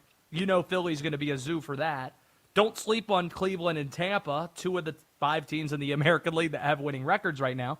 And then, even Orioles-Braves. That's a fun interleague series. See, yours truly lives in North Carolina, the North. And those are the 2 most popular teams in our state since we don't have a big league team. So it's fun when the Orioles play the Braves. Let's go to Mr. Positive, who wants in. Are you positive about your Detroit Tigers that we just brought up? Boom, shakalaka, Josh. Everybody go for your dreams. Hey, am I positive about the Tigers? Yes, but here's the thing that's running rampant in Detroit. Tarek, Mad Dog Scooble. Everybody's turning their back on him. You would not believe, 80% arguably, because it's all about him. It's all about what he did when he had the elbow problem, and that he had it in January, but because he wanted to get the big contract, the $32 million, that he did not tell anybody, and then that put us 3 steps back. Oh my God, Josh, everyone is going crazy in Detroit. They want to get rid of him, and here's the sad thing. Do it. Why not? Well, why wouldn't you trade him? Well, here's the thing. He's arguably the top 2-3 pitchers in the major leagues. We haven't had a person like him since Justin Verlander, when Justin was at his apex. What are we going to do to do him? I mean, what are we going to do? Well, you have Framber Valdez, you have Casey Mize, and Jack Flaherty. I think he's on the IL right now. Casey's injured. When he gets back, Casey, I think, has a hamstring injury. Casey's pitching Saturday. Valdez, Casey's pitching Saturday. Casey's pitching Saturday. Flaherty is on the 15-day IL, I see right here. So you wait till Jack Flaherty's going to be back, and you trade Scooble right before the deadline, get a haul in exchange, and because you're close to the playoffs right now, maybe rather than just bringing back a ton of prospects, you bring in players with control, big leaguers right now that can help your team in other areas. That's what you do. Josh, I wish you were assistant head coach. You make a lot of sense. But, he's picking up steam. Scooble's picking up steam.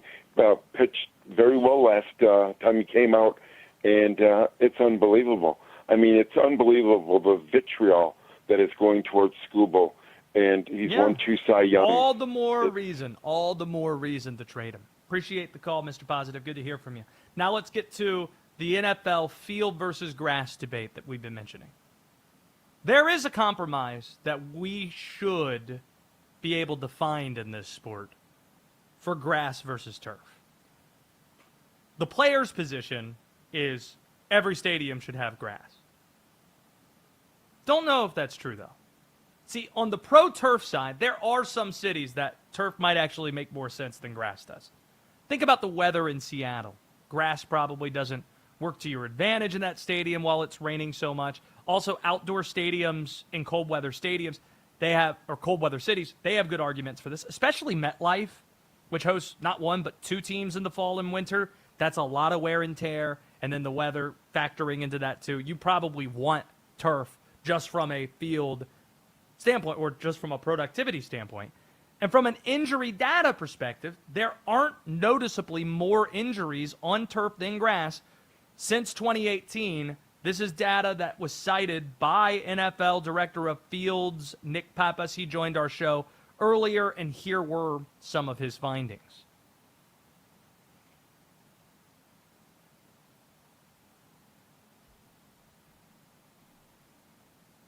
Nick Pappas, you can find that conversation, by the way, on YouTube.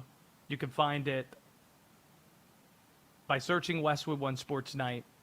It was great to visit with him, but he says the data that he's about to cite here was from third-party sources, not done specifically from the NFL.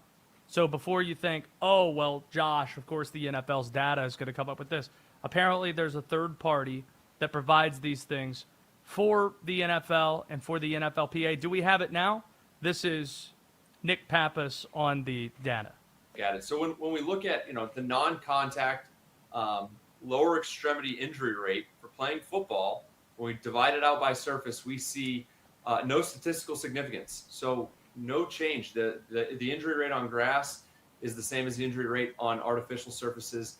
I think a key thing to keep in mind, though, is we also look a little bit deeper, not just at the frequency of the injury happening, but also the severity of the injury. So when we look at, whether it's ankle sprains, ACLs, MCLs, Achilles, anything to do with any of those injuries, your time loss, big burden injuries, it jumps back and forth a lot. We don't see the surface being the driver of those time loss acute injuries.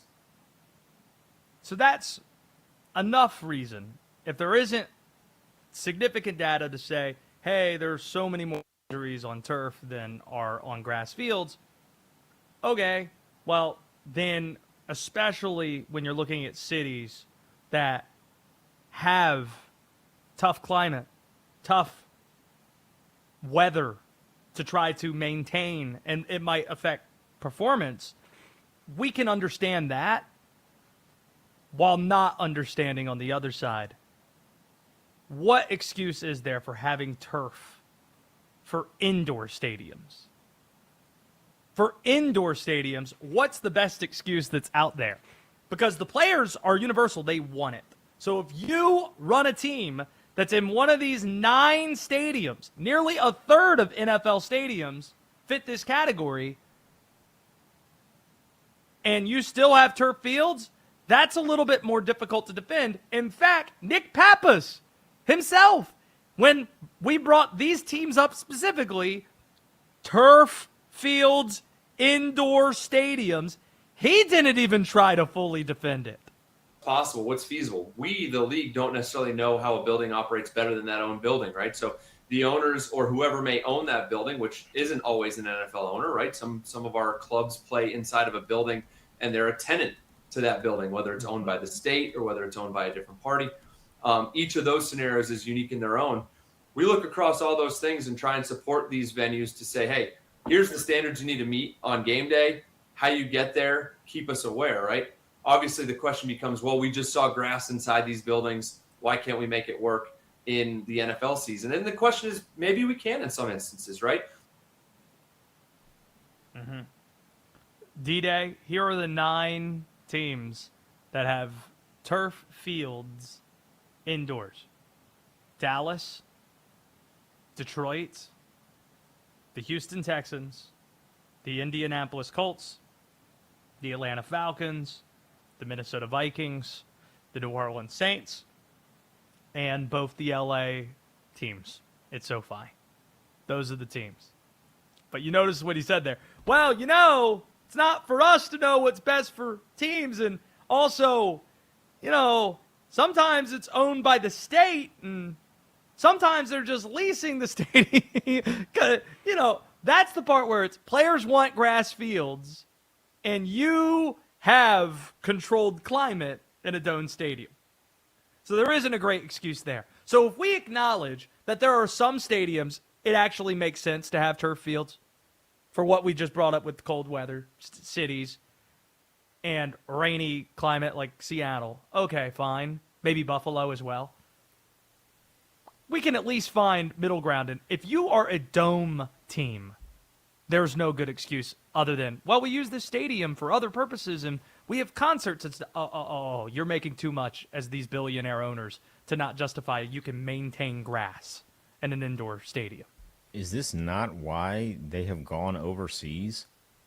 Like, I can only speak from super hyper local experience, but when Washington played a game overseas last year, they sent people there early so they could learn up on the irrigation system that soccer teams use so they can maintain, even despite the weather that happens during the course of the week, so that they can maintain the state of grass so when it's time to play, that they can go out there and play. I think this is much more of an issue of the NFL teams and the owners just don't want to go the extra mile to invest the proper finances into getting grass, because you could very easily maintain it if you actually put the dollars and the cents into it.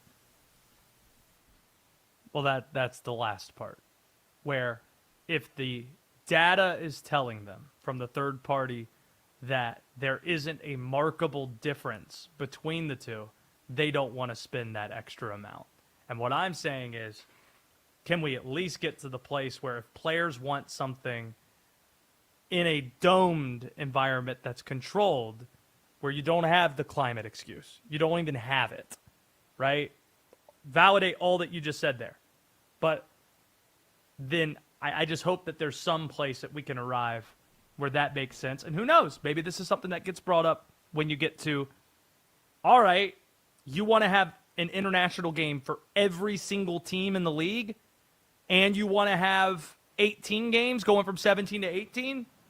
Okay, well, we want something in exchange, and this might be something that you get in exchange. That's how these labor conversations work.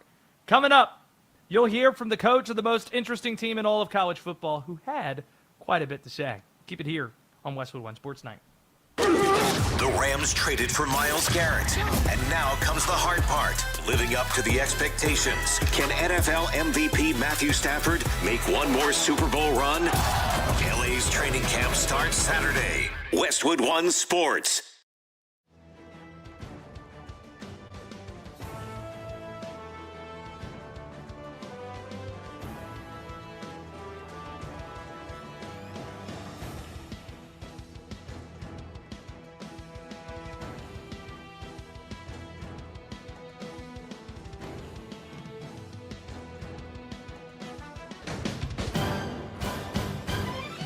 At the tone, the broadcast will begin in 4 minutes, 30 seconds.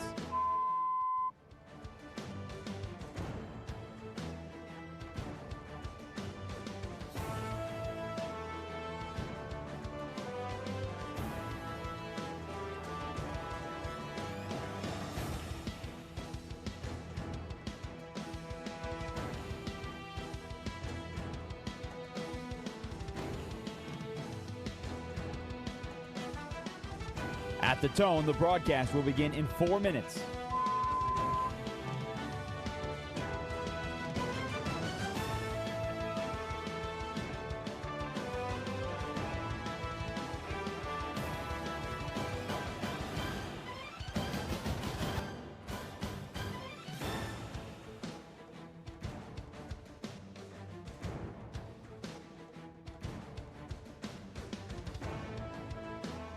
At the tone, the broadcast will be in 3 minutes and 30 seconds.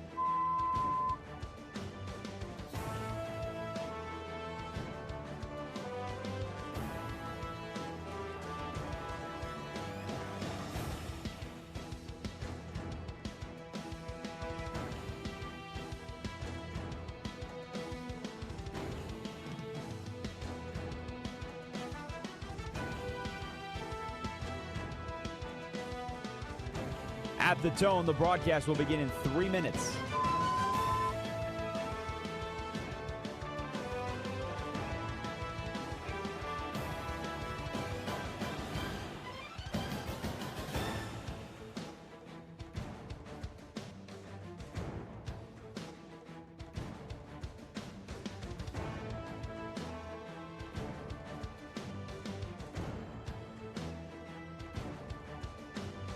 At the tone, the broadcast will begin in 2 minutes, 30 seconds.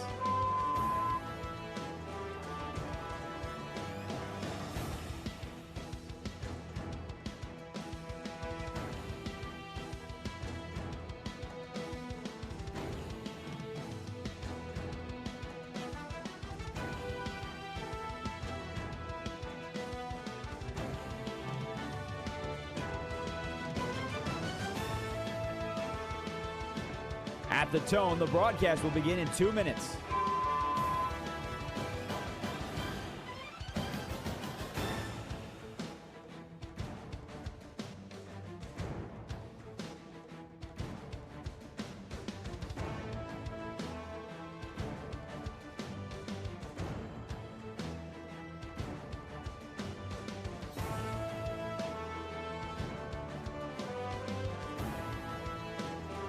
At the tone, the broadcast will begin in 1 minute, 30 seconds.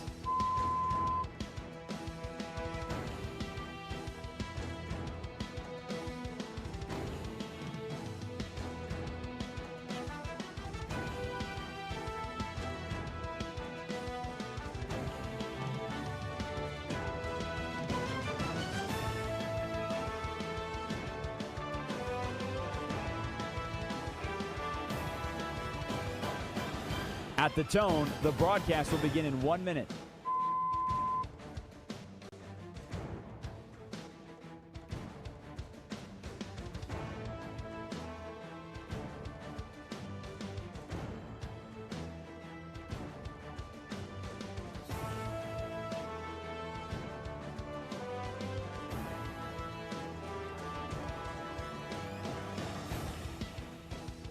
Stations, this is your final time check. At the tone, the broadcast will begin in 30 seconds.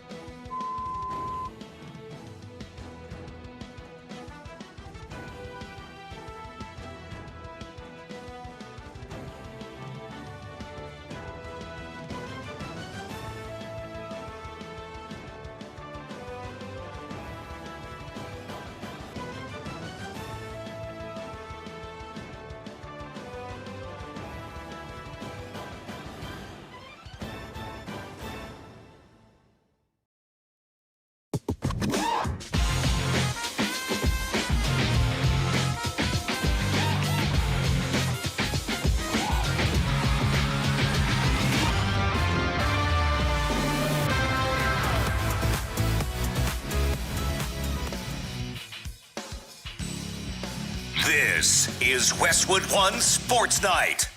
Here's Josh Graham. With all this talk about the SEC this hour, we're going to call an audible and say, in 15 minutes, our top 10 SEC football teams.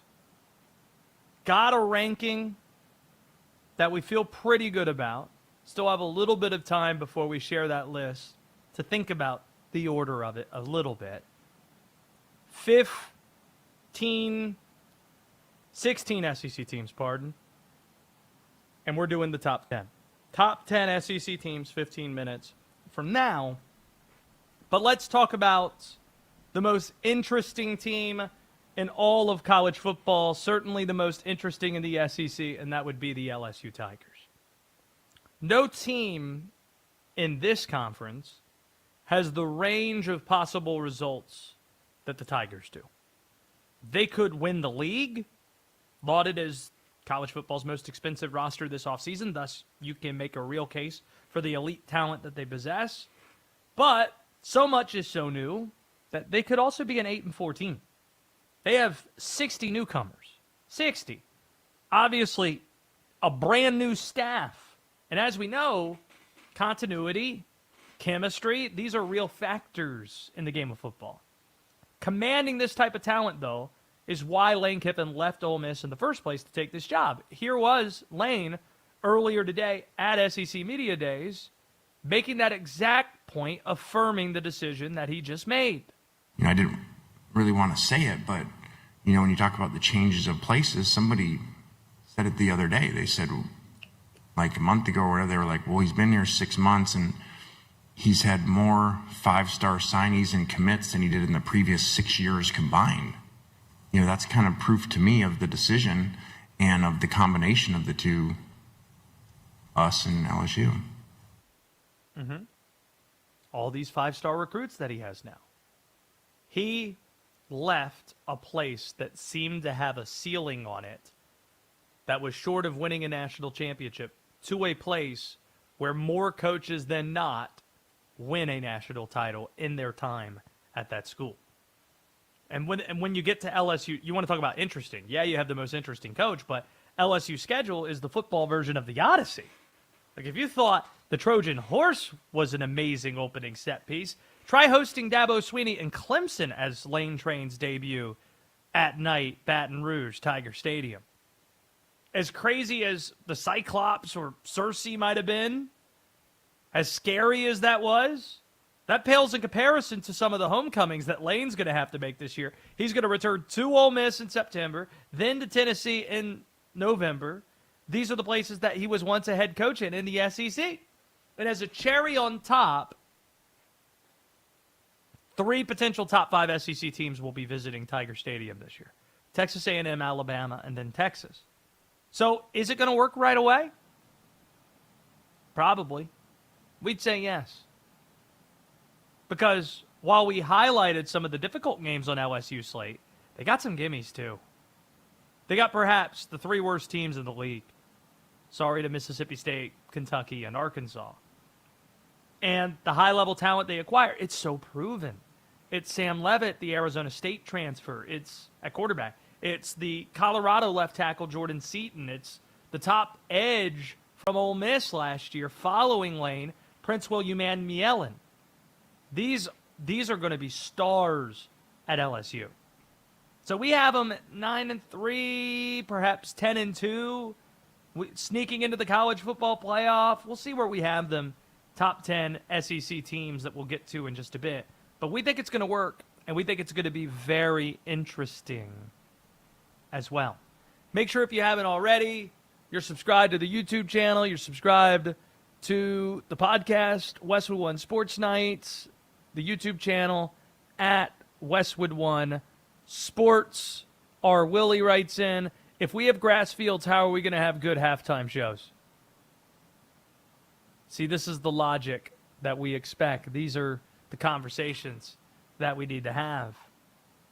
D-Day, is it too soon to take a victory lap on Diego Pavia? Diego Pavia, we heard from some of the pro Pavia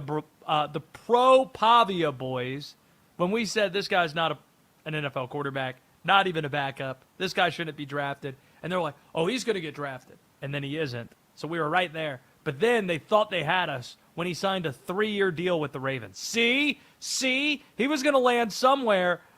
Released before the start of training camp by Baltimore. Waived. Real bummer, because he was going to go crazy in a preseason game.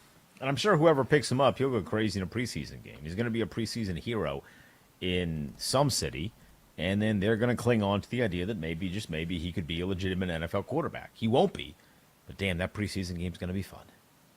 Don't forget, the Ravens, they might be the only team that cares about preseason. Did they have that streak snapped?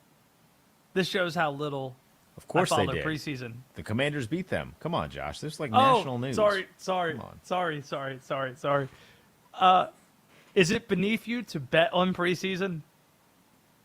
The real sickos and the real degents will tell you it's actually better to make money and easier to make money betting on preseason games. I don't know that I subscribe to that theory, but the sickos do. Damn, if we had Diego Pavia, we'd bet him heavy against the Eagles. That's what we do. Break that down. We do have Graham's Gamble that we'll get to in a bit, but Diego Pavia.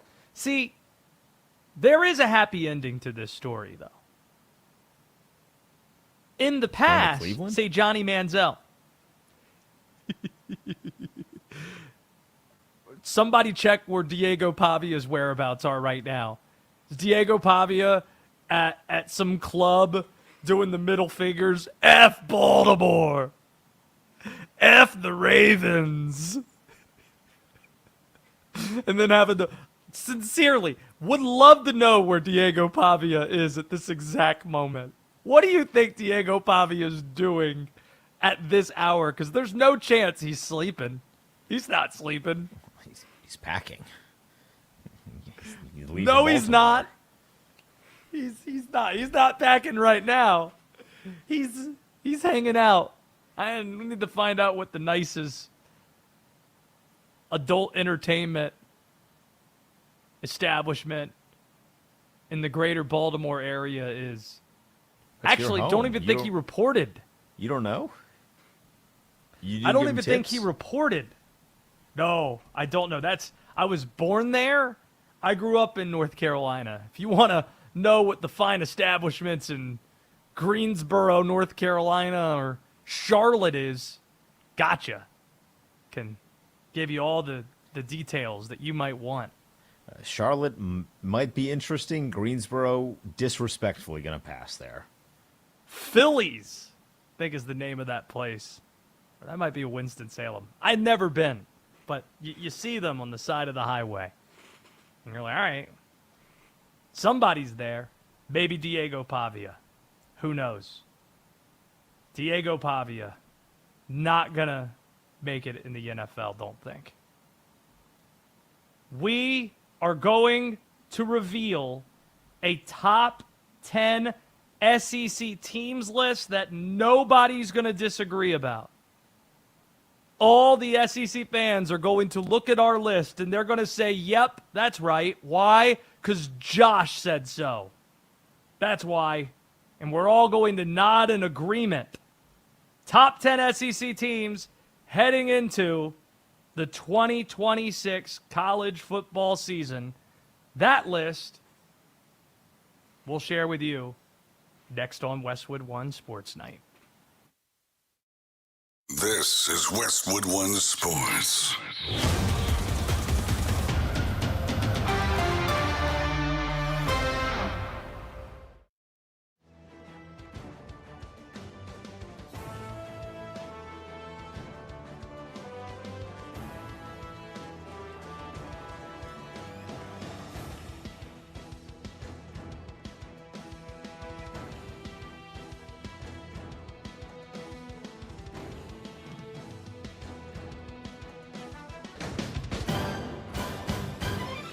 At the tone, the broadcast will begin in 4 minutes, 30 seconds.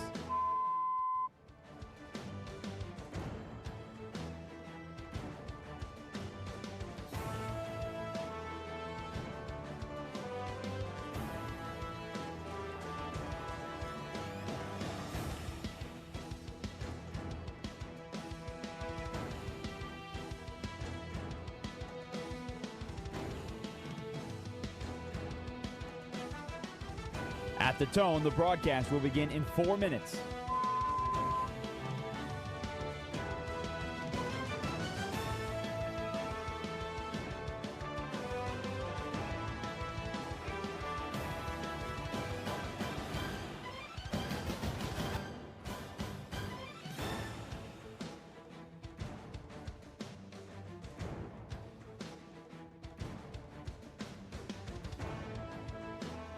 At the tone, the broadcast will begin in 3 minutes and 30 seconds.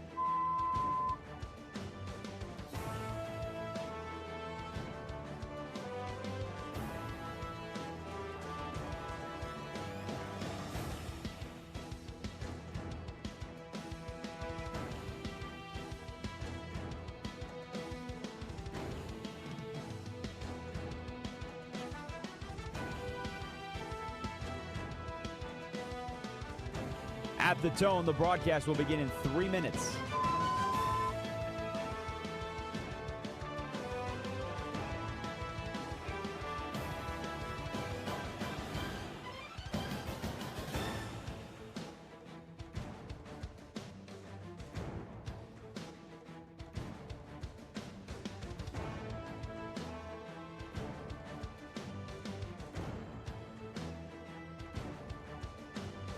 At the tone, the broadcast will begin in 2 minutes, 30 seconds.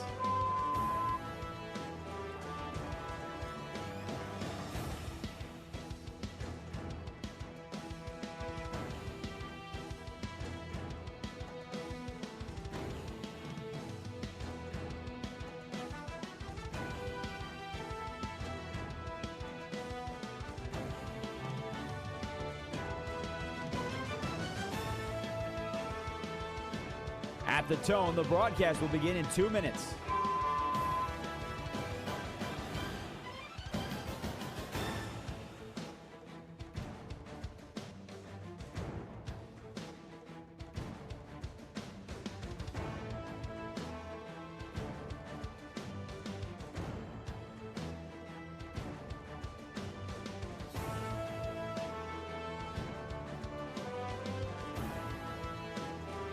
At the tone, the broadcast will begin in 1 minute, 30 seconds.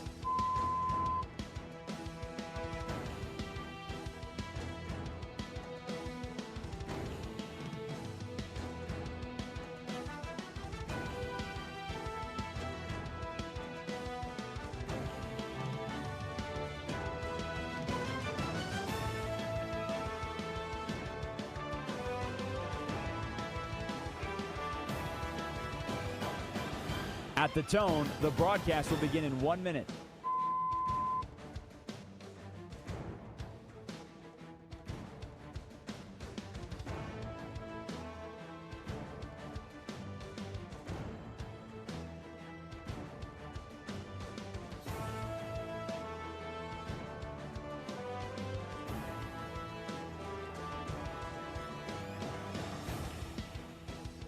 Stations, this is your final time check. At the tone, the broadcast will begin in 30 seconds.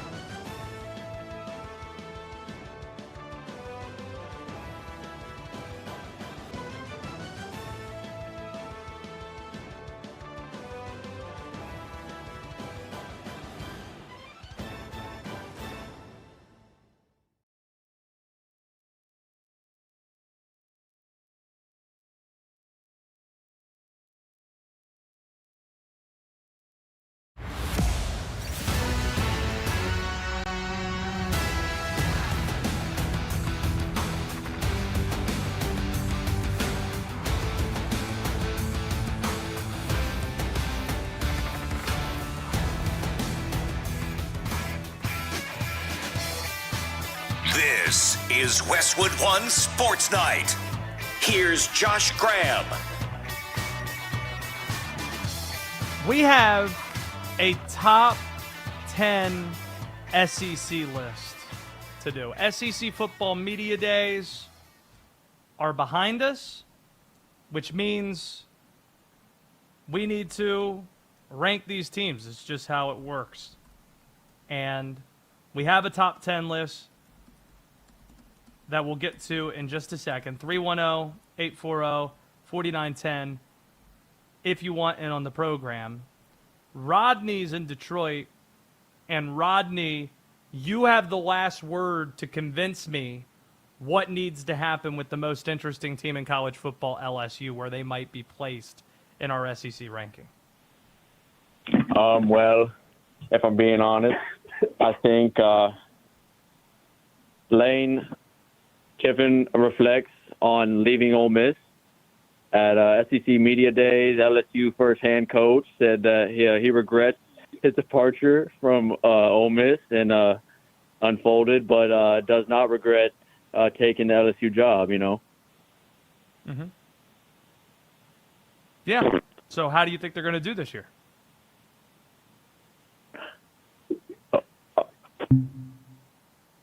All right, there goes Rodney. Think we stumped him.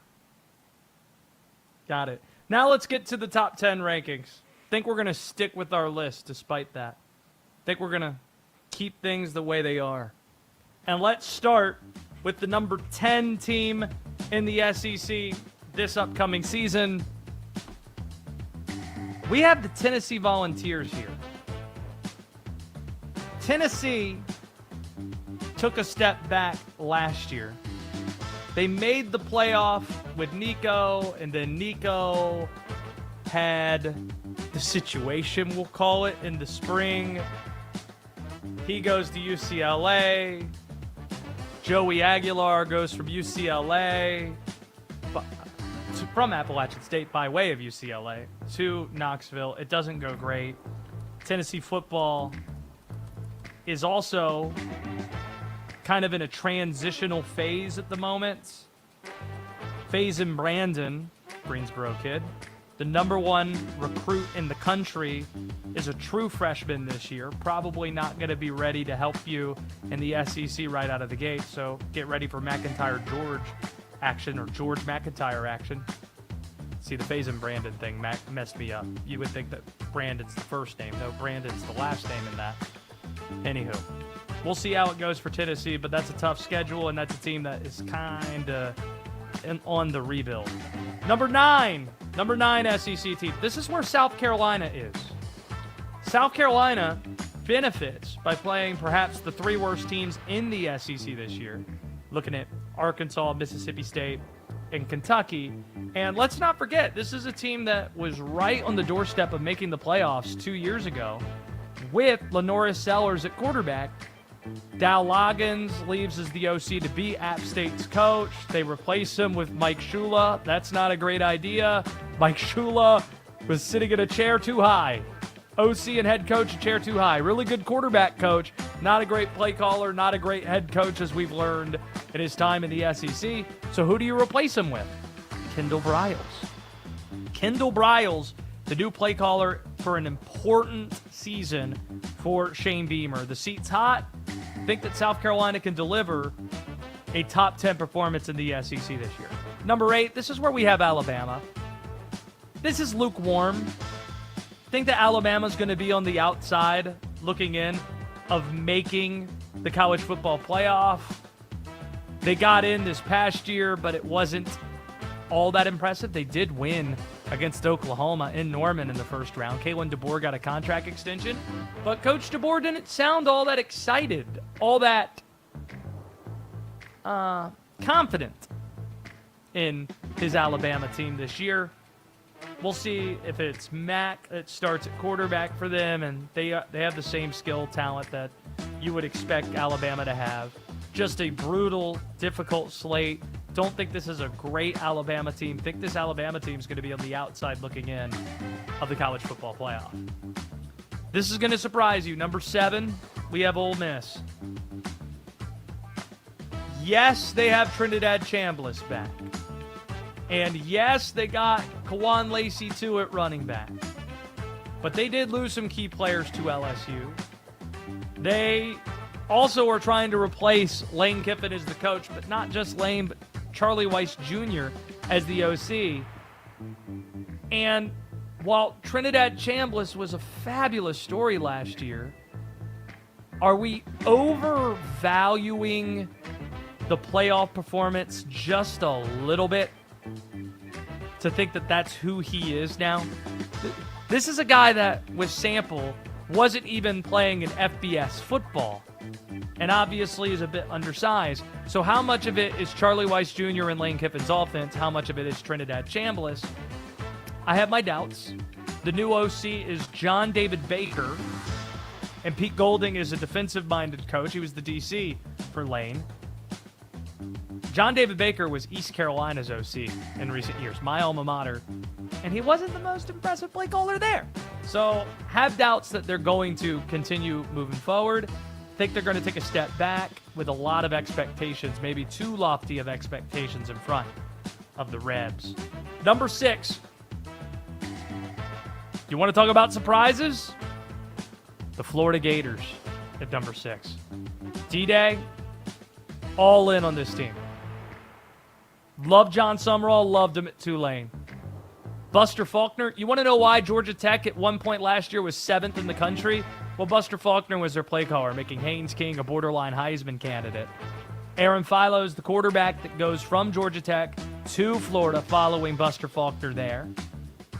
And they might, outside of a team we'll get to a little bit later on, they might have the most skill talent in the SEC. You have Ball, who could be the best back. You have 4 awesome wide receivers. You added a lot in the portal to shore yourself up front. And defensively, you return more production than any other team in the conference. And John Summerall, he's going to get you right defensively. I think when you look at Florida's schedule, they're going to be favored in maybe 9, 10 of their games this year if possible. Where the games are being played, they have 8 games at home. I think Florida caught some breaks with their schedule. Not specifically the teams that they play, but where the games happen, I think Florida is going to be set up really well. Top 5 we go. Top 5 SEC teams, post-SEC Media Days. We got Texas A&M at 5. I think outside of Kirby Smart, Mike Elko is the best coach in the Southeastern Conference. That is my belief. And they have Marcel Reed at quarterback. We'll see how they hold up on the offensive line. But you just trust that that defense is going to be a monster. And you trust Marcel Reed a little bit. A lot of it, actually. This was a playoff team from last year, and you have a fabulous coach. Texas A&M top 5 team. Number 4, we got Oklahoma. D-Day, before breaking his hand, John Mateer was the betting favorite to win the Heisman Trophy in October. I'm going to believe that that's who he is, more than what we saw from him in the stretch run, which he's acknowledged this offseason. Yeah, it wasn't him playing with a full deck. You want to talk about really good coaches as well that are bound for a breakthrough. Brent Venables is that. Just look at what Clemson football's become since Brent Venables took the Oklahoma job. And look at what Clemson was before Brent Venables was the defensive coordinator. Brent Venables, Oklahoma, John Mateer, maybe the best defense in the SEC. Either that or A&M or a team we could get to in a second. Love this Oklahoma roster. Even though the schedule's difficult, I do think Oklahoma has the goods. Number 3, the LSU Tigers. We're believers that this team's going to go 9-3 or 10-2 perhaps. LSU, you can make a case they have the most talent with all they've spent, and you have the Lane effect. Lane Kiffin coming in to Baton Rouge. This could be good right away, and we suspect it will be, and it will end with them being in the playoff. The top 2 seem kind of obvious. It's just what order they're going to be put in. We got Georgia at number 2. The Bulldogs have Gunnar Stockton back. You just bank on Kirby, and his recruiting is top-notch, and the guys they lost are going to be replaced by really good players as well. Do have some questions at receiver, replacing Zachariah Branch, though. That might be the only concern or question you have about Georgia. The Dogs. Who's that coming down the track? Mean Machine wearing red and black. They're number 2. And the number 1 team in the SEC, it's got to be Vanderbilt. Clark Lee, no, it's Texas. This team, going to sound like Stefan from SNL back in the day. This team has everything. You got Arch Manning at quarterback, who is going to be probably right there as a Heisman frontrunner at the start of the season. And the way he finished the season makes sense that he's in that consideration, winning 7 of the last 8 games. You add a guy that isn't a household name yet, but is going to be. Cam Coleman is a mother bleeping freak at receiver. He's so good, he made Auburn's quarterback look decent at points last year. Now he's playing with Arch Manning, and you got Wingo on the other side of him. They brought in from NC State, Hollywood Smothers at running back. This offense is fabulous, and the O-line's going to be good.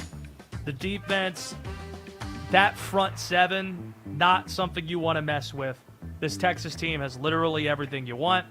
They're the best team in the SEC.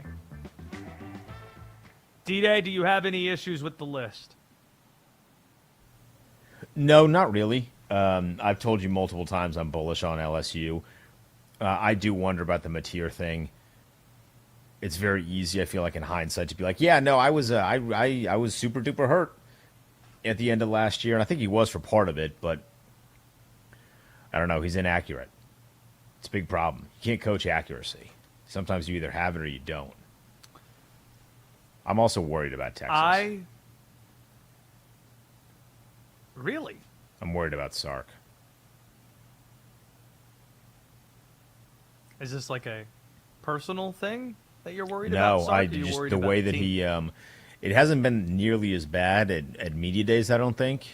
But I think during at SEC meetings and when he's spoken a little bit during the offseason, I have not heard a confident individual. He's speaking a little too brash, and I feel like he feels the pressure a little bit more than he has in years past at Texas. Because for what you mentioned, it is accurate. They are loaded at every single position. And if you are not having success, at that school, it's going to be a problem. I think he feels it a little bit, and I don't know how he's going to handle it. That will be interesting. We'll point this out. So, gotten to know the last year or so, Jake Dickert, who's the head coach at Wake Forest. Live in Winston-Salem, by the way. Da-da-da-da-da-da-da-da. Go Deeks. And the names of his quarterbacks, D-Day, the last 2 years he was at Washington State, named Cam Ward and John Mateer. And so, heard a ton of stories about those guys. And when it comes to breaking your hand, what coaches will tell you, the most difficult thing to get back is like power, torque when you're throwing the ball. And when you start playing in colder conditions, and it gets cold in Norman, you need to power the ball even more. So the fact that you had a broken hand that he was coming back from, and it was right when it was getting colder when he was returning, that seemed to have an impact on the way he was throwing the ball. By the way, this is a very important note. My son, 20-month-old son, met Jake Dickert and the Wake Forest mascot, the Demon Deacon, earlier this week. Easily one of the 10 most scary mascots. That's a different list that we can do. Scariest mascots in college sports. He's in the top 10, the Demon Deacon. And Jake was proud of my son for not crying, because he's been to a number of events where kids see the Demon Deacon with the big top hat and a bow tie that's stapled to his chin, and they're frightened. Don't even think the Demon Deacon smiles either. So it scares children. It did not scare baby Daniel. Didn't scare him. It was a lot of pointing, and he didn't take his eyes off of him, but no crying, no scene whatsoever, and it impressed the Wake Forest coach. Not enough to get an offer, but it impressed D-Day. Well, not yet. Is that maybe potentially a not great thing? Is that baby Daniel's way of saying, like, I just see a weird-looking dude at home all the time, so this mascot, that's nothing? Yeah, he's like, why? It is one of the few figures that he doesn't point at and say, Dada. He didn't say Dada when he saw. Well, that's good, because if he would have pointed at the mascot and said Dada, I think that would have been an ego blow. Like, you're happy on one hand because he's handling it well, but on the other time you're like, wait a second, I look like the weird mascot? Yeah, tough one. Tough break. How do we do with our list? 310-840-4910 if you want in on the show. A division champion in the NFL has already landed behind the 8 ball. And we'll tell you what team that is and why that is next on Westwood One Sports Night.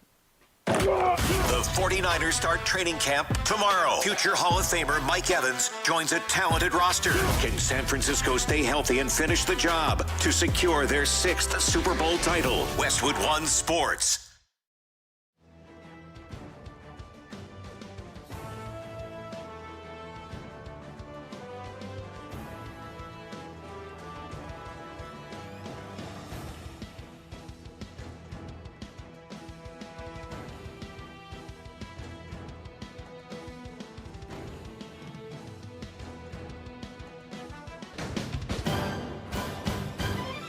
At the tone, the broadcast will begin in 4 minutes, 30 seconds.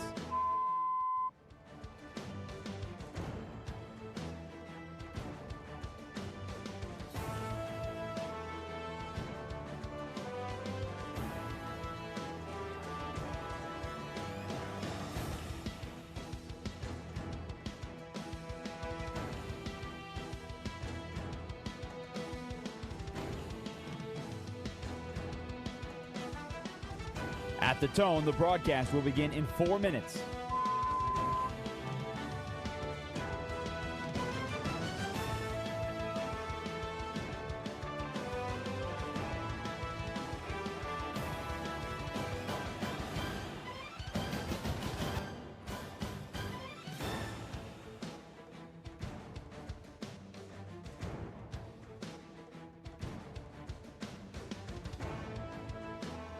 At the tone, the broadcast will be in 3 minutes and 30 seconds.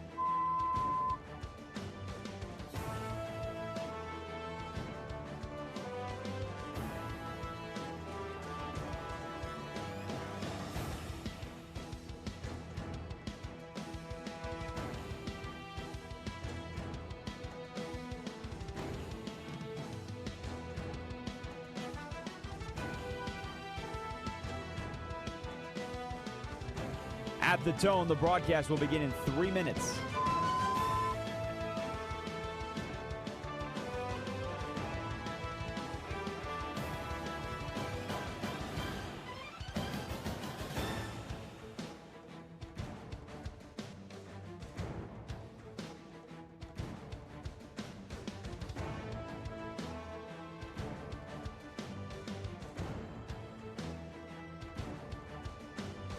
At the tone, the broadcast will begin in 2 minutes, 30 seconds.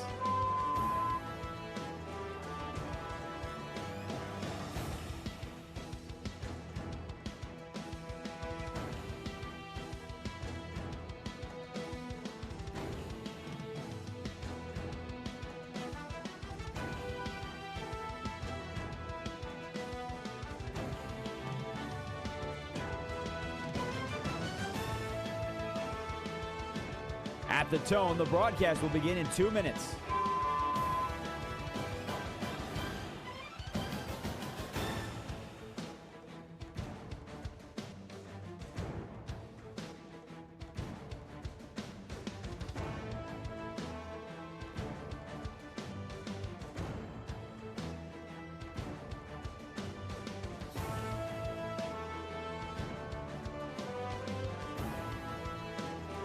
At the tone, the broadcast will begin in 1 minute, 30 seconds.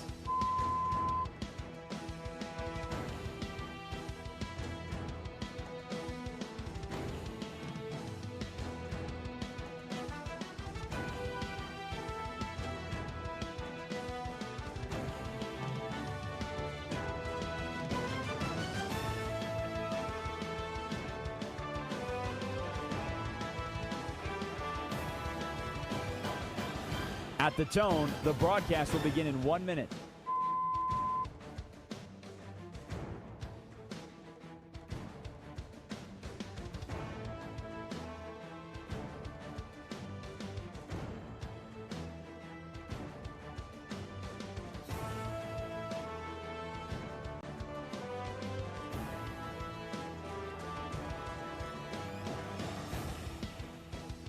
Stations, this is your final time check. At the tone, the broadcast will begin in 30 seconds.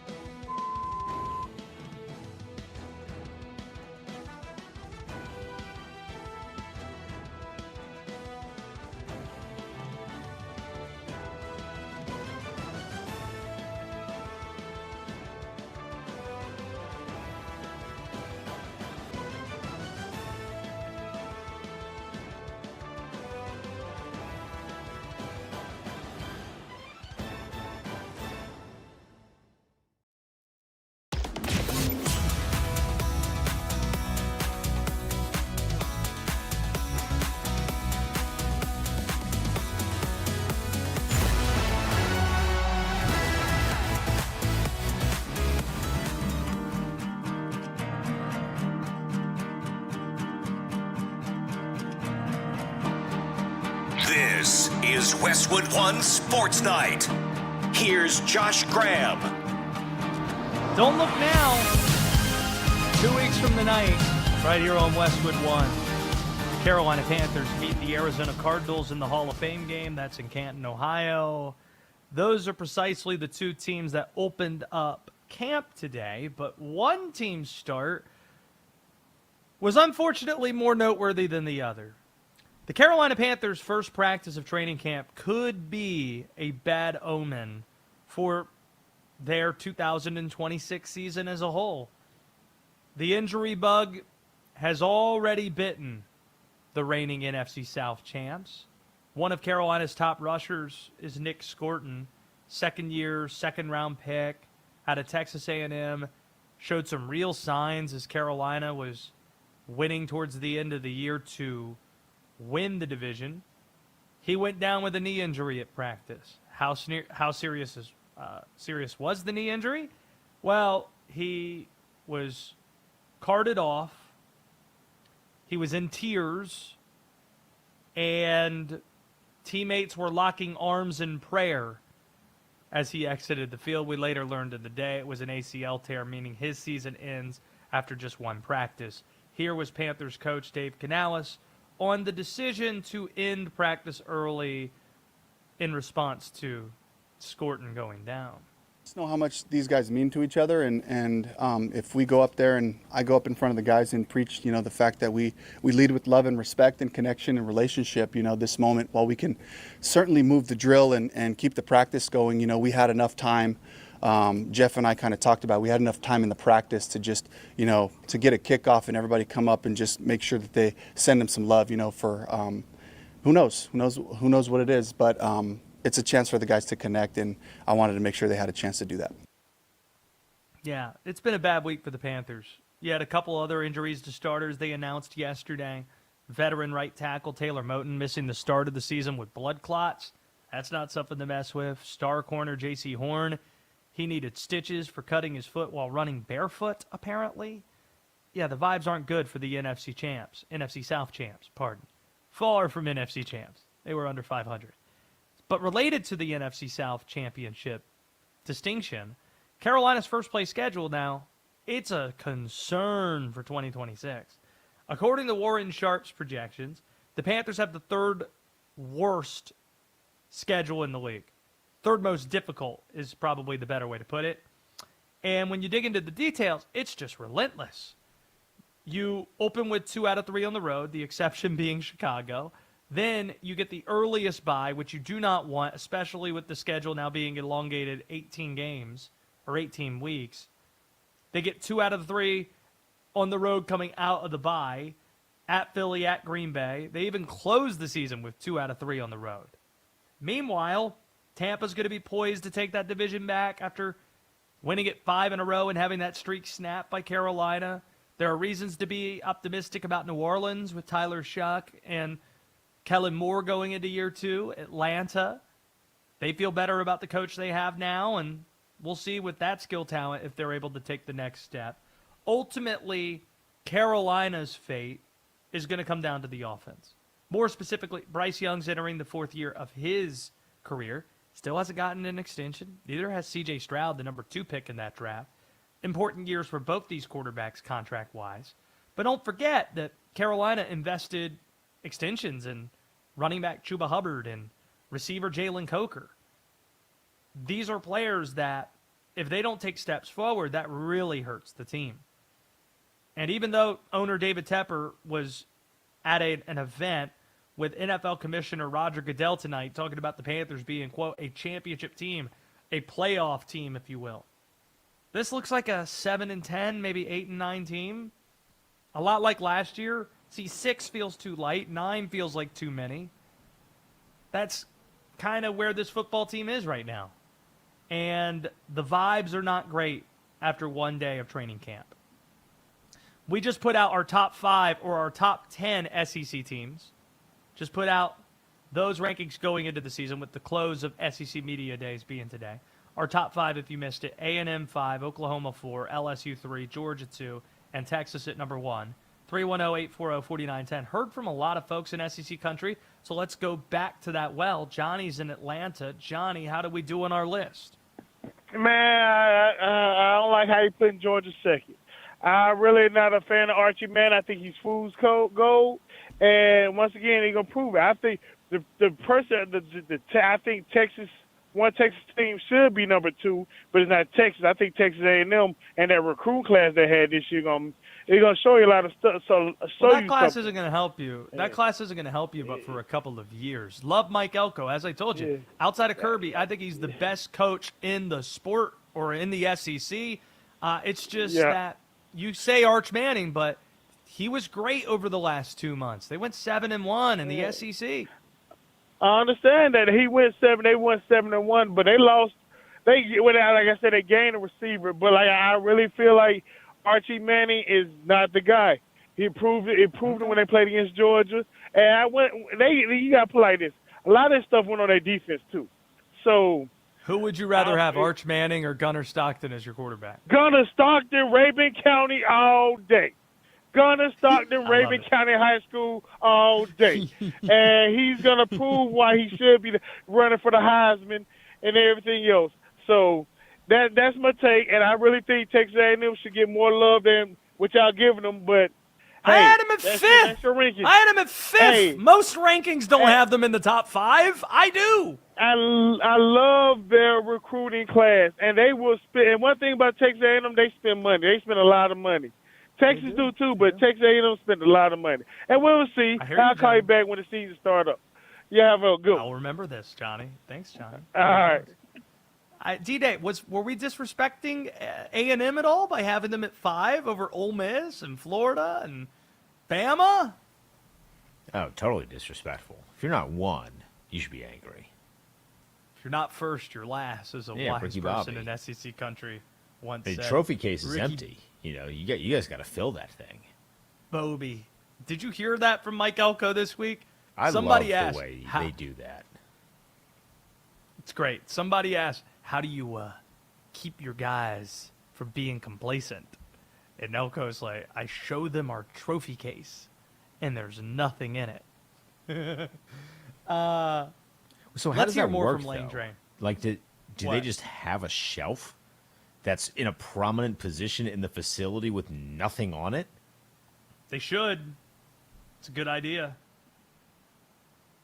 That dude I don't know if he actually won trophies at Duke. Did they win the Coastal when he was at Duke? He won that one the Monday Coastal- night game against Clemson with Riley Leonard. I was there, and I realized I had been at several basketball court storms. I had never been to a football field storming before, and I made a mistake. I was at the front when all the students were right there about to storm the field. And I looked at who was directly behind me as I'm trying to go get players after the scrum happens. And the guy standing right behind me was Derek Lively. And, nearly got trampled by Derek Lively.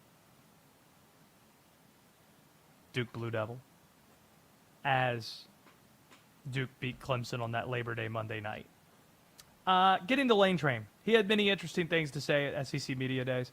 Probably none more interesting than this comment where he did admit, he did apologize, again, for the Vanity Fair comment where he said that there was a racism element to at Ole Miss, what he had to overcome versus being at LSU that gave him an advantage, being at LSU.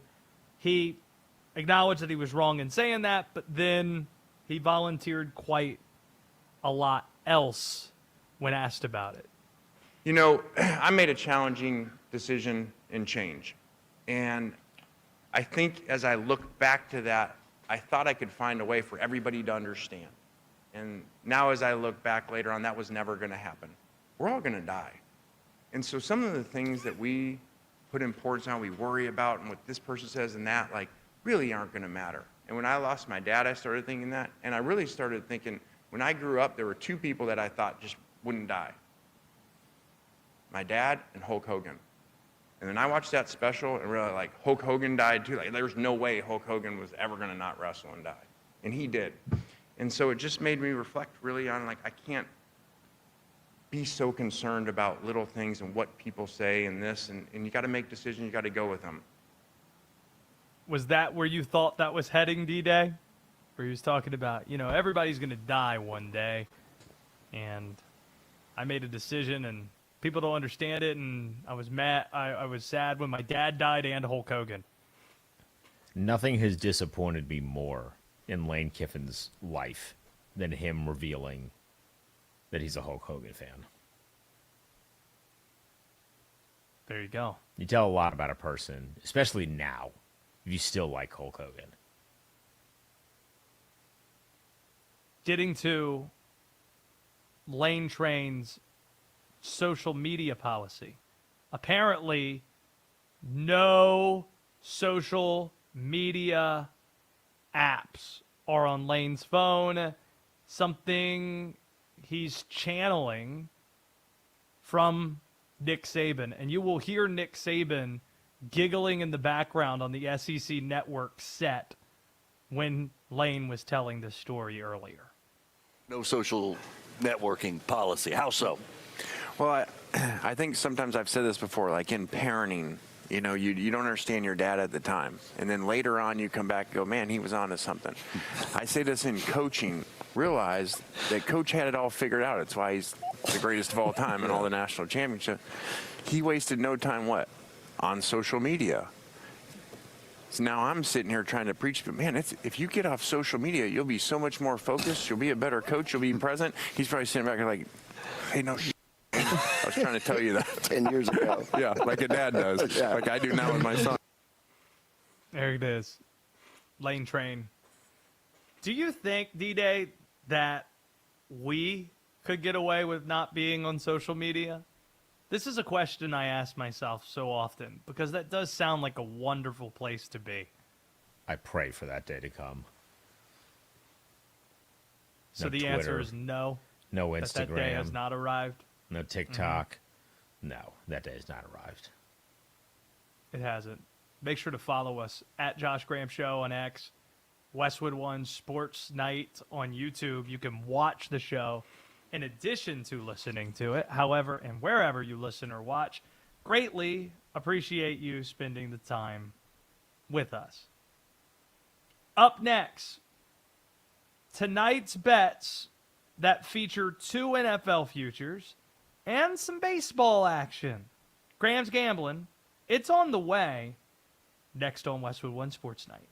The 49ers start training camp Saturday. Future Hall of Famer Mike Evans joins a talented roster. Can San Francisco stay healthy and finish the job to secure their 6th Super Bowl title? Westwood One Sports.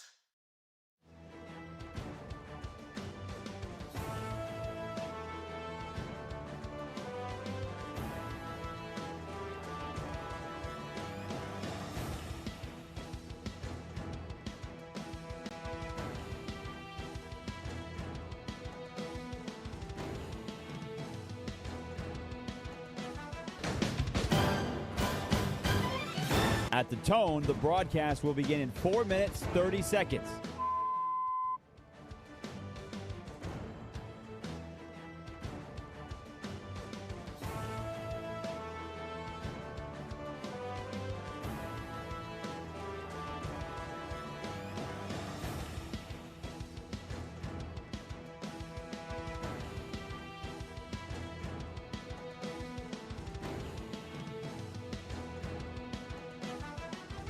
At the tone, the broadcast will begin in 4 minutes.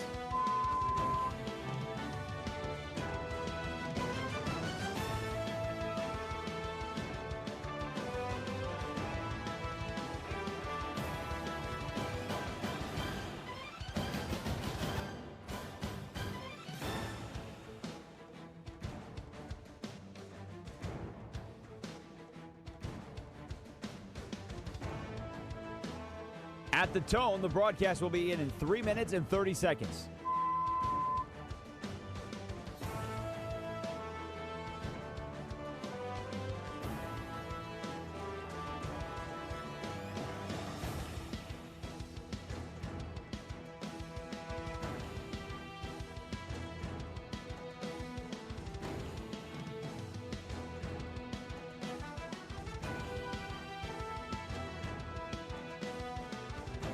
At the tone, the broadcast will begin in 3 minutes.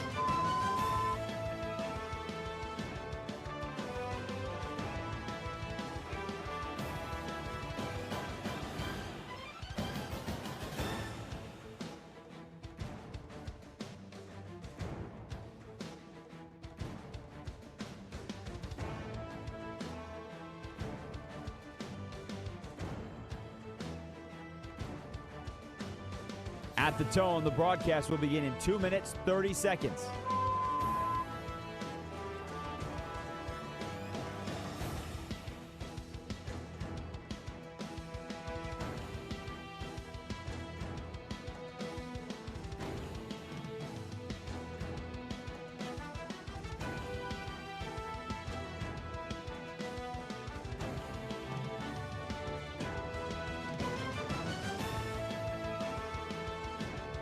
At the tone, the broadcast will begin in 2 minutes.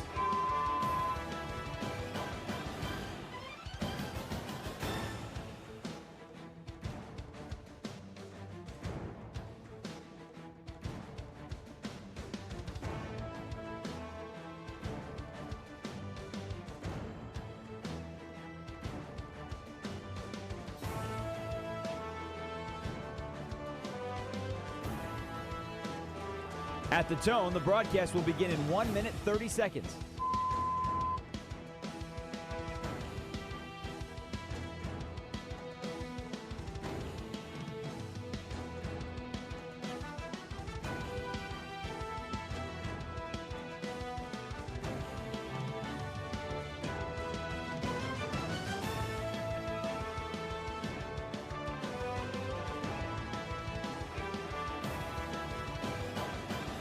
At the tone, the broadcast will begin in 1 minute.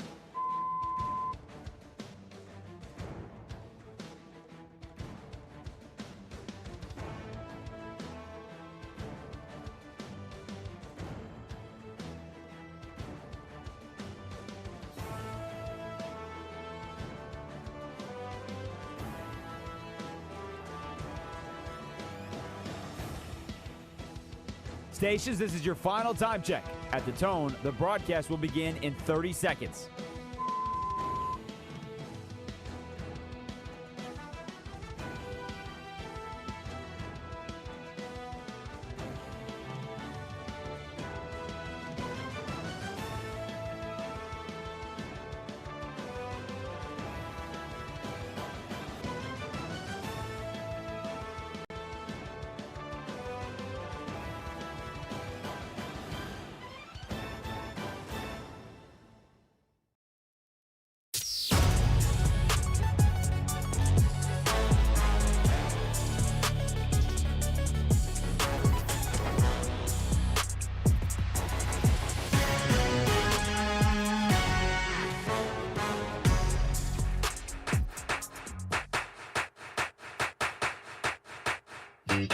This is Westwood One Sports Night. Here's Josh Graham. We have bets to hand out. Yes, we do. So let's get to that piece of the programming. We call it Graham's Gamblin'. It's a nightly feature. Football and baseball top of mind. Sitting back, count money all day, you know. It's time for Graham's Gamblin'. Let's make some money. Let's look at the two NFL teams that opened training camp today, their season win totals. The Carolina Panthers and the Arizona Cardinals. Carolina's season win total is 6.5 wins. Slight over, kind of disrespectful that it's 6.5. Are you kidding? They won the division last year. They won 8 games. They did a lot in free agency. So we go slight over, but don't love it. And for Arizona and Miami are the two teams in the NFL with season win totals 4.5 for the season. Smallest total in the league. Don't think that they're going to get the 5 wins. So we're going under, and we kind of like that. Arizona under 4.5 wins. To the MLB we go. This is a bet that I love, and you're going to hate. And that's okay. We're taking the Toronto Blue Jays, who won tonight, against the Boston Red Sox at Fenway. The Red Sox had their 15-game winning streak snapped by the Baltimore Orioles last night, and we say they fall back to earth.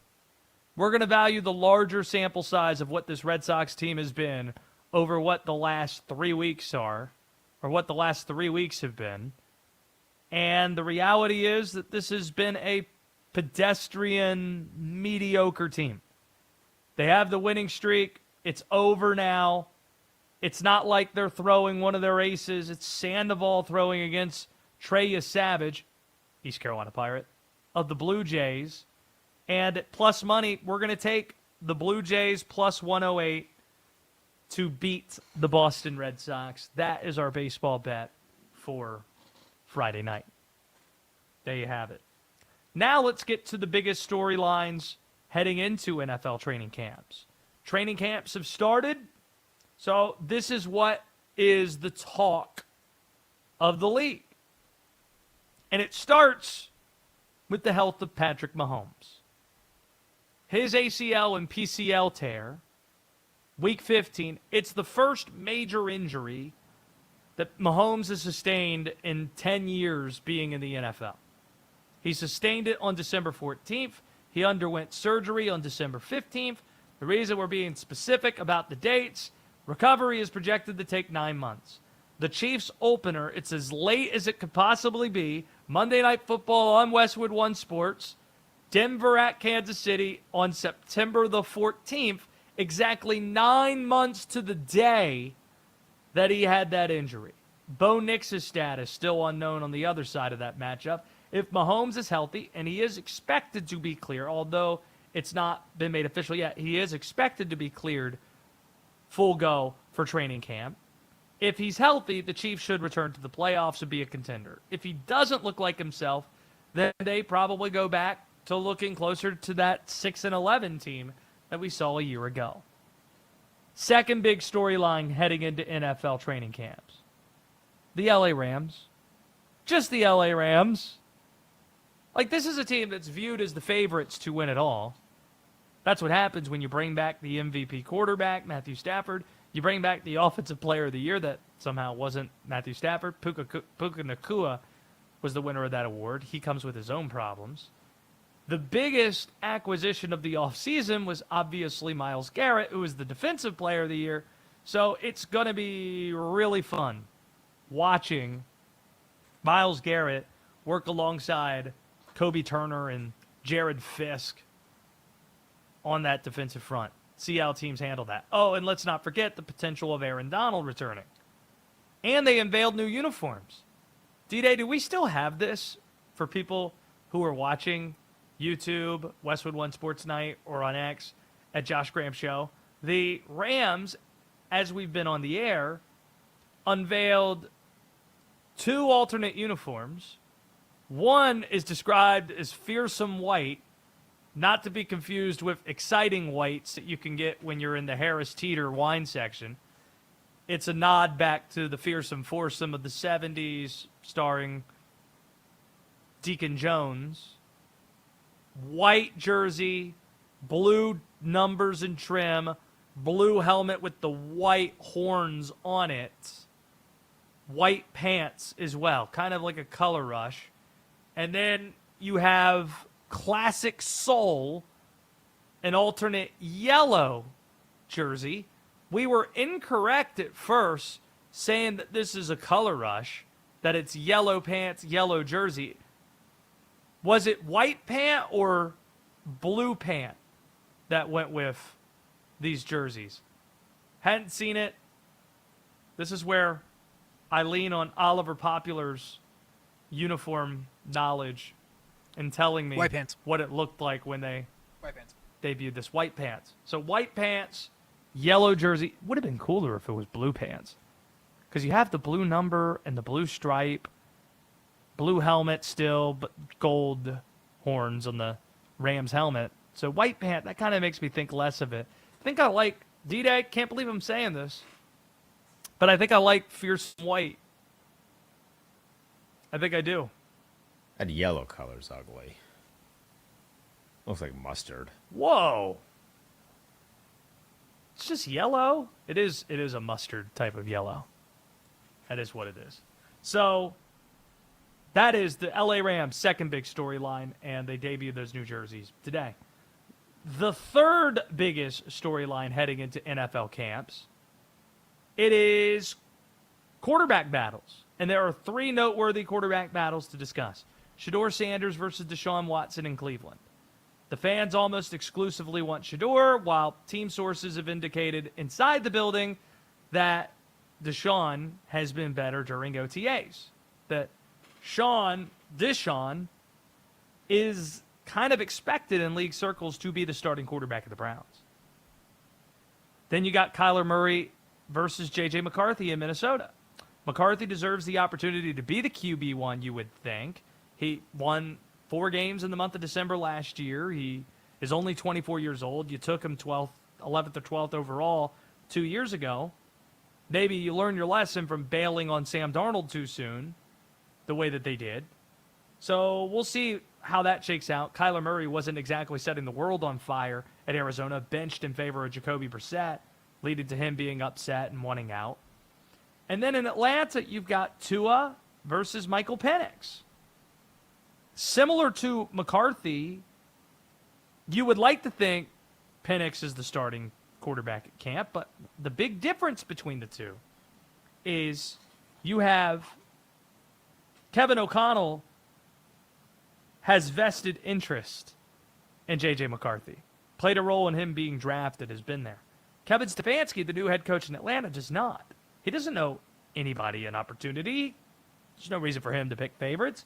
Just line up whoever the best quarterback's going to be. And in that division, that an 8-9 team won it last year, you're probably thinking, yeah, we can win the division right away.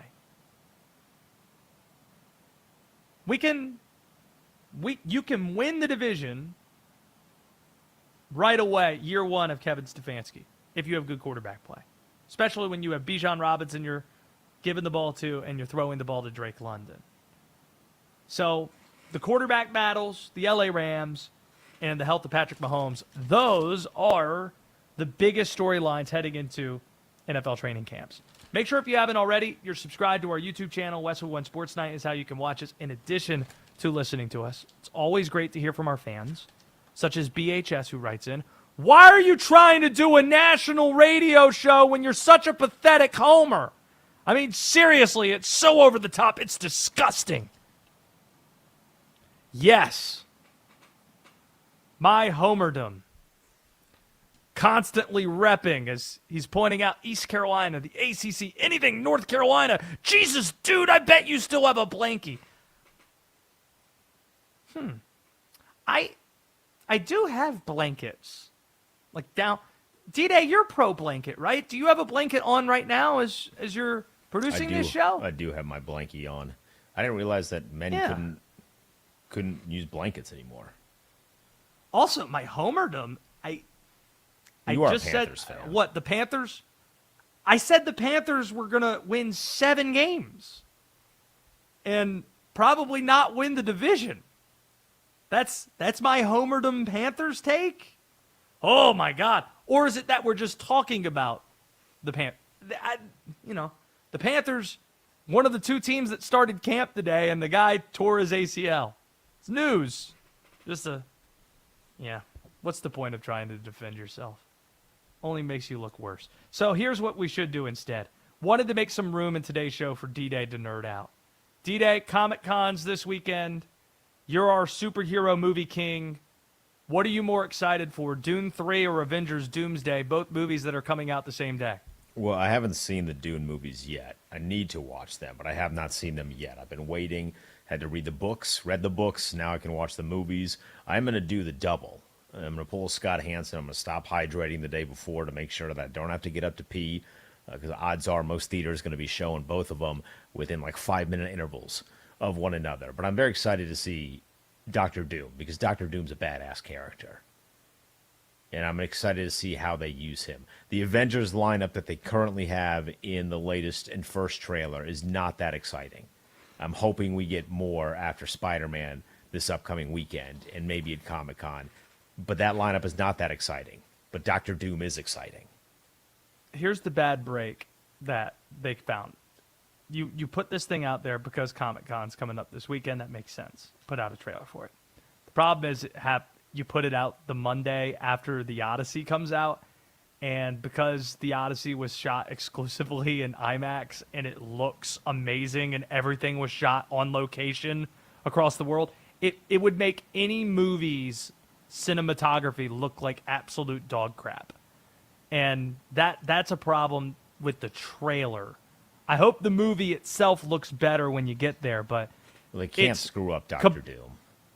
They just can't. The last installment of the Fantastic Four, which was the worst thing ever, despite having pretty decent actors with Miles Teller and Michael B. Jordan, it was the worst thing ever. That adaptation of Doctor Doom was literal garbage. They can't do it any worse. Okay. You have about 60 seconds to tell us how your cruise went last week. It went very well. One more thing on Avengers Doomsday. They're not going to do this. They're not going to. They should do it. They're not going to. It would make my life if at some point when Doctor Doom is officially unveiled in the movie, there is an MF Doom song playing behind him. Marvel, drop the budget, pay for the MF Doom song. It'll be awesome. D-Day's giving this out for free. MF Doom song, not for free.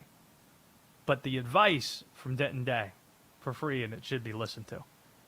There is an NFL team that has no identity, and there's a college sports league that is going through a bit of an identity crisis.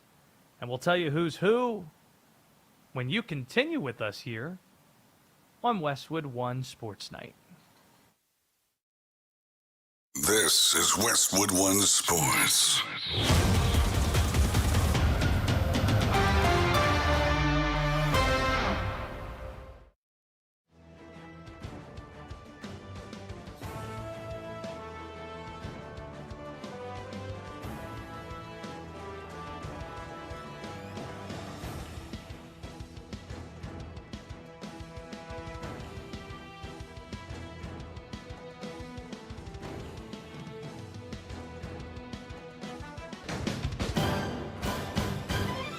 At the tone, the broadcast will begin in 4 minutes, 30 seconds.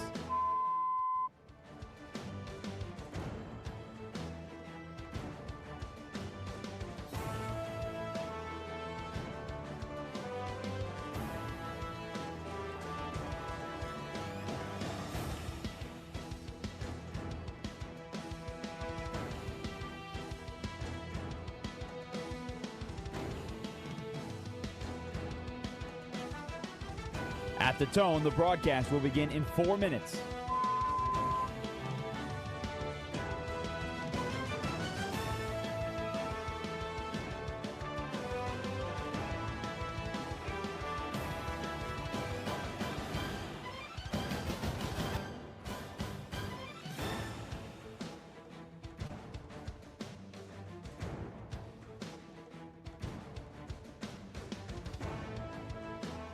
At the tone, the broadcast will begin in 3 minutes and 30 seconds.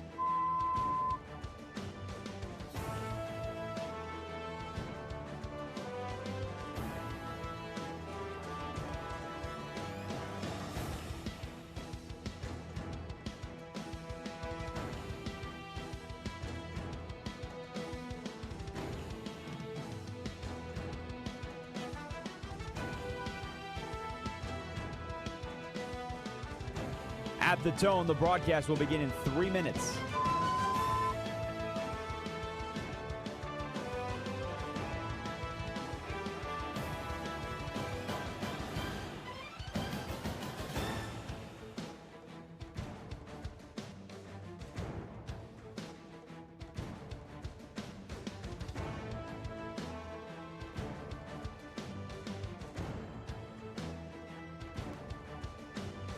At the tone, the broadcast will begin in 2 minutes, 30 seconds.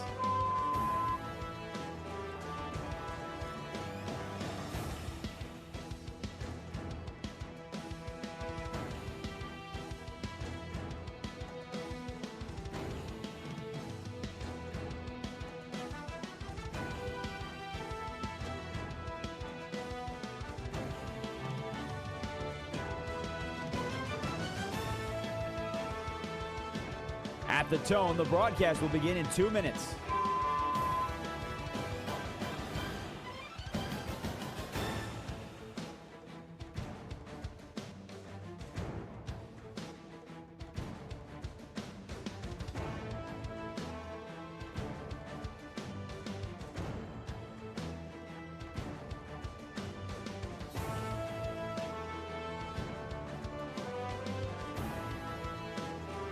At the tone, the broadcast will begin in 1 minute, 30 seconds.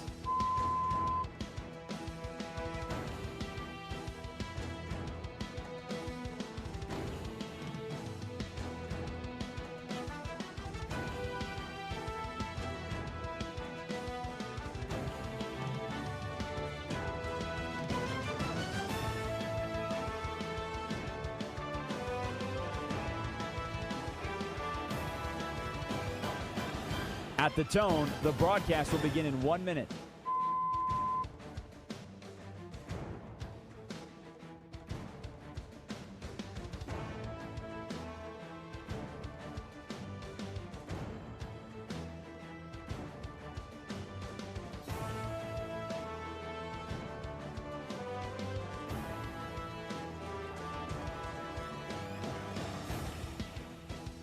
Stations, this is your final time check. At the tone, the broadcast will begin in 30 seconds.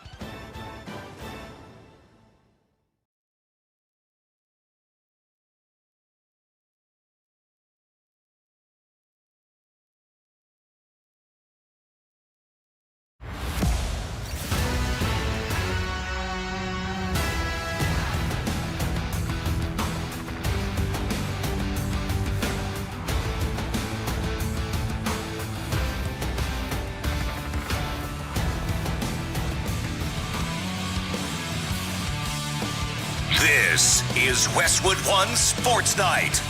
Here's Josh Graham. That's me. And we're asking this question. As training camp begins in the NFL,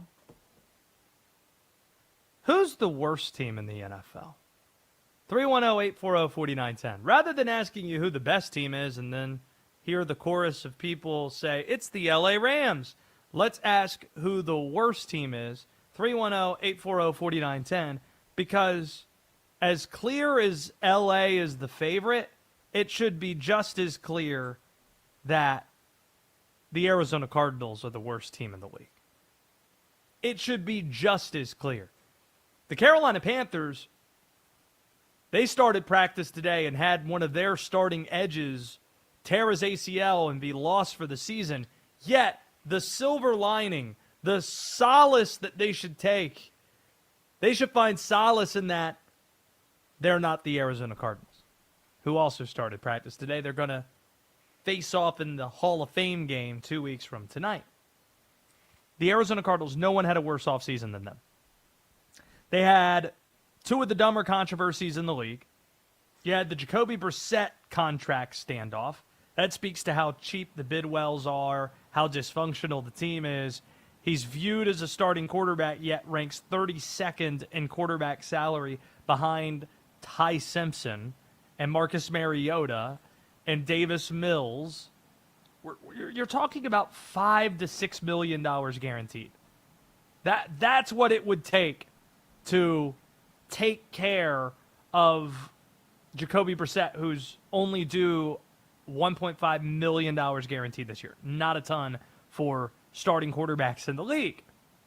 Clearly, Arizona's best player, Budda Baker, agrees with this. He posted on X recently, quote, just want bro to get his bleep done. He's not asking for what you think. Bro's asking for the bare minimum. Actually, below the bare minimum. Let's just get it done. Budda then said this after learning prior to practice today that Jacoby Brissett would in fact be practicing. You know, some things were slightly said. That's just how I am. I just want everyone to be on the field. If you're signed with the Arizona Cardinals, be on the field, get work in, grind, take it one day at a time, and whoever's with the ones is with the ones. But at the end of the day, you're only going to get better by practicing. So just the ability to have him even practicing, that's going to be good for him. Sounds good. Jacoby Brissett, okay. And let's not forget, last week a personnel director was suspended for allegedly giving draft information to gamblers. An act so stupid, it kind of explains what Arizona did with their picks. If this is a guy that's in charge of helping them make their picks, It kind of explains how bad that draft was because the Cards, they had the worst draft in the league. Despite having needs at premium positions where it's hard to find talented players at, they decided to draft a running back at number 3. Now, this isn't a criticism of Jeremiah Love. I think Jeremiah Love's a fabulous player. Just ticked that he ends up on the Cardinals. The same way it's upsetting how excited we were about Marvin Harrison Jr. entering the league and then what he's been or what he hasn't been in Arizona. It's NFL Siberia where your career just goes to die or to disappear. This is the part that's funny about Love going 3rd, though. It's not just that they had needs at other positions, but given what slotted salaries are at the top of the draft, Arizona gave Jeremiah Love the most lucrative contract in NFL history for a tailback. That doesn't seem like the smartest of business. Hey, let's give a guy a record deal who's never played in the NFL before. That's why you don't take running backs 3rd overall. Then with their 2nd pick, Arizona selected, again, got premium needs, and you take an offensive guard. Again, premium needs, yet you take a position where, with all due respect, you can find stopgaps for guards on the waiver wire. Good teams do that. It got even worse in round 3, though. They selected Miami quarterback Carson Beck. And to put it charitably, Carson Beck going in round 3 is a bit of a stretch. But given that Arizona is terrible, and they are a year removed, we are a year removed from an all-time quarterback draft class, it seems like you're wasting your 3rd-round pick by taking Carson Beck, knowing that you're probably going to be drafting your future answer in next year's draft. That seems like a bit of a waste. Maybe a lot of it like a waste. So, what do we expect from the Cardinals this season? They're going to be one of the 3 worst teams in the league, if not dead last. But you tell us who the worst team in the NFL is going to be this year. 310-840-4910 if you want in. Because to make matters worse, Arizona has by far the most difficult schedule. This is according to Warren Sharp's projections. They open with 3 out of 4 on the road, the exception being the champion Seahawks. That stretch is followed with 8 straight weeks against potential playoff teams. It's just hard to find where the win could come. And don't forget who we're talking about here. It is a 3-14 Arizona team breaking in a first-time NFL head coach, in the most difficult division in football. This is why Arizona is tied for the lowest season win total this year at 4.5 wins, tied with the Miami Dolphins. But Denton Day, we'll put it to you. Who's worse, Arizona or Miami? Arizona. I think you're right. Got more belief in the Jeff Hafley hire in Miami. Have more belief in Malik Willis than any of these quarterbacks that they just picked up in Arizona. Carson Beck and Gardner Minshew and what's going on with Jacoby Brissett. Yeah, I think we got that one right. SEC Media Days came to a close today. And if you want to know what the biggest takeaway from SEC Media Days were, 2 words fit the bill: insecurity and hubris. That was the story of SEC Media Days. This conference is suffering an identity crisis right now. It has grown accustomed to being the singular dominant force in the country. And that was understandable when, at the beginning of this decade, they won 14 national titles in an 18-year period. Hashtag it just means more. But that period has since been followed by the Big Ten Conference, winning the last 3 national championships and doing so with 3 different schools. And to make matters worse, the SEC not even finishing as a finalist in any of those seasons. As a result, you've seen SEC coaches, you've seen SEC fans get defensive and insecure about why they've been overtaken. Maybe even in denial that they have been overtaken. They certainly don't like it when you bring up the fact that their dominance conveniently halted right around the time it became legal for schools across the country to start paying their players. The way that the SEC almost certainly was not doing so behind the scenes or under the table the last couple of decades. This is where we get to the hubris of the SEC. Just listen to the commissioner of the league, Greg Sankey, talking about the competition level of the Southeastern Conference. Now, we and I recognize that a 9-game Southeastern Conference football schedule, coupled with our expectation that we maintain a high-quality non-conference opponent, creates one of the most, in fact, I'm going to scratch what I wrote, it creates, without question, the most demanding sets of football schedules in all of college football. Competitive excellence. When you look at our schedule, no one has created the kind of weekly competition that exists in the Southeastern Conference. It's unlike anything we've ever seen before. The talent that we've seen in the Southeastern Conference. The part that makes this funny, though, is last decade, you heard SEC Commissioner Greg Sankey, and before him, Mike Slive, say the same thing during the dominant stretch, 14 titles in 18 seasons, saying, well, the reason why we're so prepared towards the end of the season is because of how difficult our schedule is. We're just more battle-tested. Built different, the SEC. It just means more. And now we're hearing SEC coaches say, the reason the Big Ten has won is because their schedule's not as tough as ours.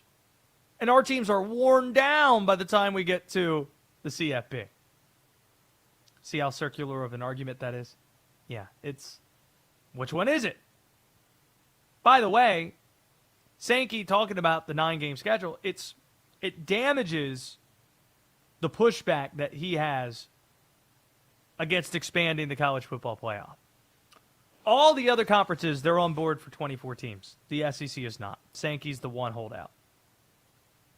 The coaches in the conference, they want expansion. They don't care if it's 16 or 24.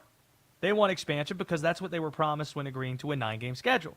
Hey, if we're going to play more games in SEC play, we need more playoff access.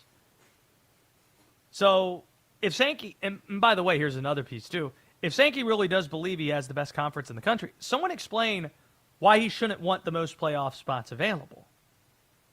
That means, the more spots that are available, the more SEC schools that could be in the playoff, and thus more opportunities that you can win the national championship.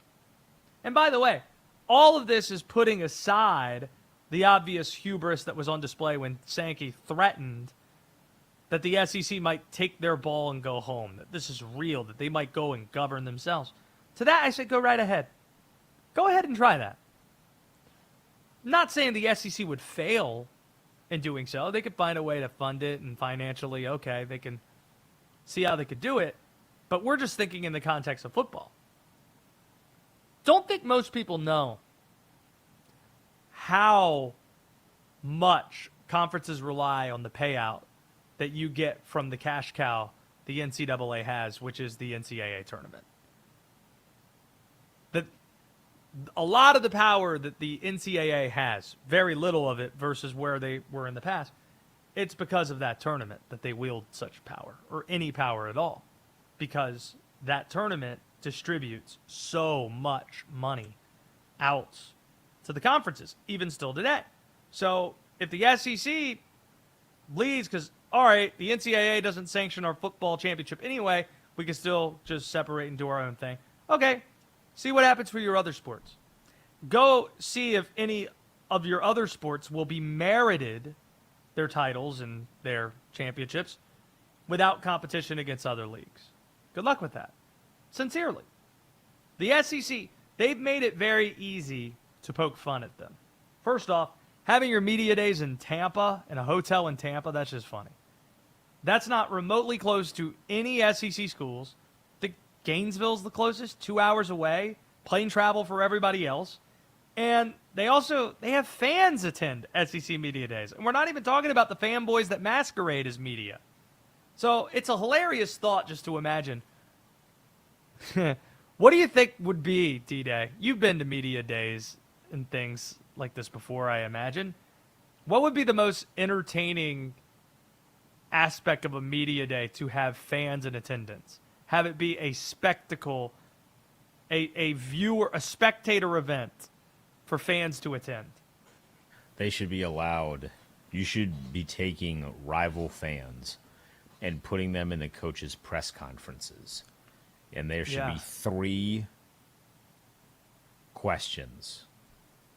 Not censored, not edited. You just pick the 3 fans, say, go ask a question to the rival coach. Have at it. I don't care what direction. It's free. We do free-for-all Friday. It's free-for-all, free-for-all. You get 3 questions, free-for-all. Any way you want to go. But here's what's funny. I don't know if it'd be much different than what it is now. Like, did you see the question that Kirby Smart was asked yesterday? I think it was, are you disappointed that Tennessee isn't on your schedule? Because do you feel that you're just that was one guaranteed W on your schedule? I think it was the exact question. They do allow a lot of bloggers in there. Uh-huh. A lot of bloggers. They did not allow legend, the Paul Feinbaum phone caller, who apparently applied for credentials and was denied. Good. And got thrown out of an SEC function. Good. An SEC. Yeah, it's a step in the right direction. Feinbaum callers. Paul! They're throwing me out. It would have been great if he actually called the Feinbaum show after that. Paul! I'm outside in the lobby. Let me in. Paul! Featured tonight. Actually, before we get to what's ahead, let's go to James. He's in Houston. I say the Arizona Cardinals are the worst team in the NFL. D-Day agrees with me. James, what do you say? I believe the Cardinals are the worst in the NFL. I feel like they got a lot of work to do, man. You know, they don't even have they don't have anybody that they can really rely on to make any super miraculous plays or get anything done in the season and try to get not a winning record, but not a complete loser record. March for Arch? That's what Arizona's doing this year? Is that the move? I got to be honest, I don't see it, man. I don't see how that could do really anything insane. All right, I hear you, James. Thanks for the call from H-Town. It's good to hear from you. If it's not Arch Manning, who's the top quarterback to come in next? I guess it would be Dante Moore. Can't think of anything fun with that, though. Julian Less Saiyan for more? going Super Saiyan.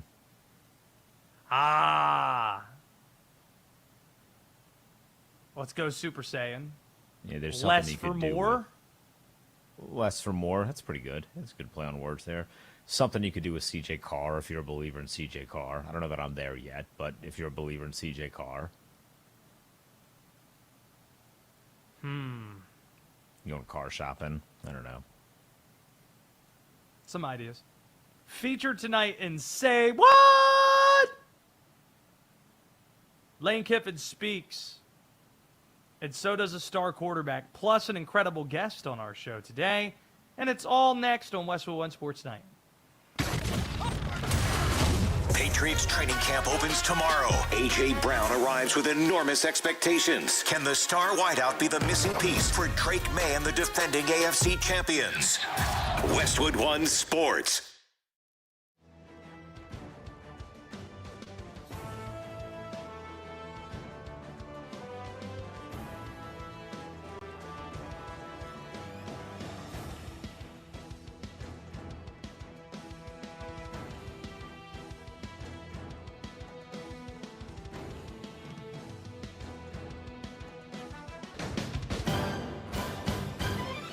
At the tone, the broadcast will begin in 4 minutes, 30 seconds.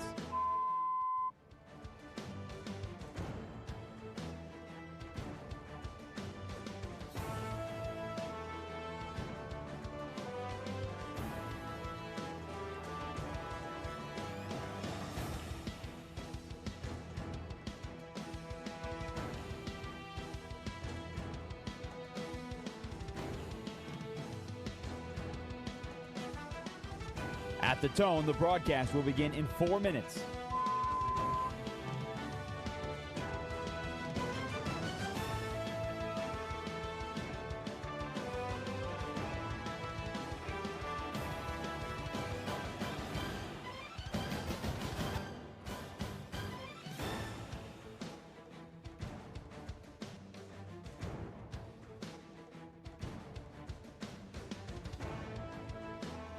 At the tone, the broadcast will be in 3 minutes and 30 seconds.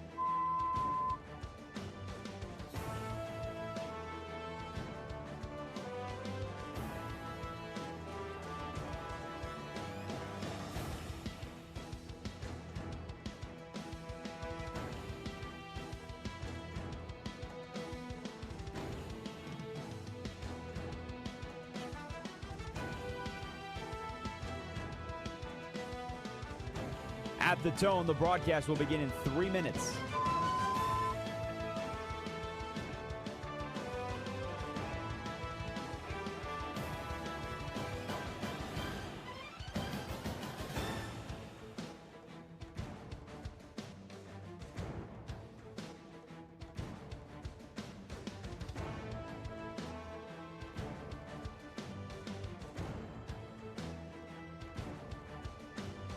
At the tone, the broadcast will begin in 2 minutes, 30 seconds.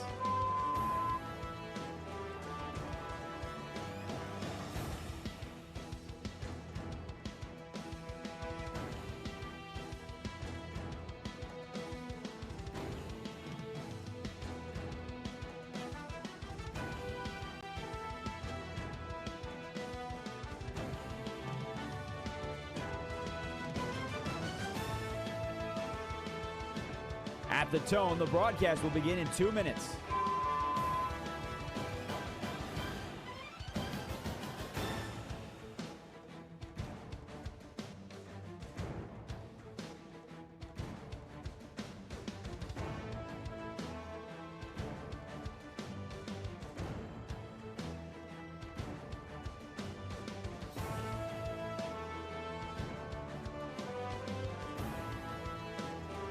At the tone, the broadcast will begin in 1 minute, 30 seconds.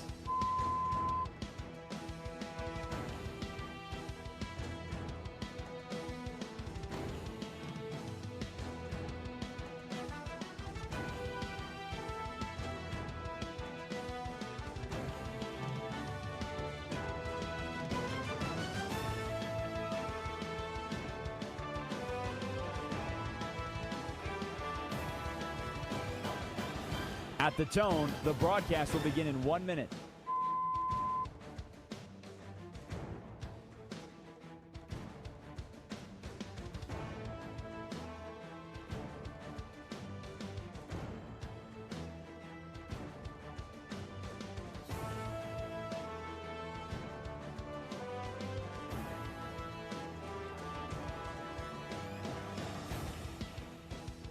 Stations, this is your final time check. At the tone, the broadcast will begin in 30 seconds.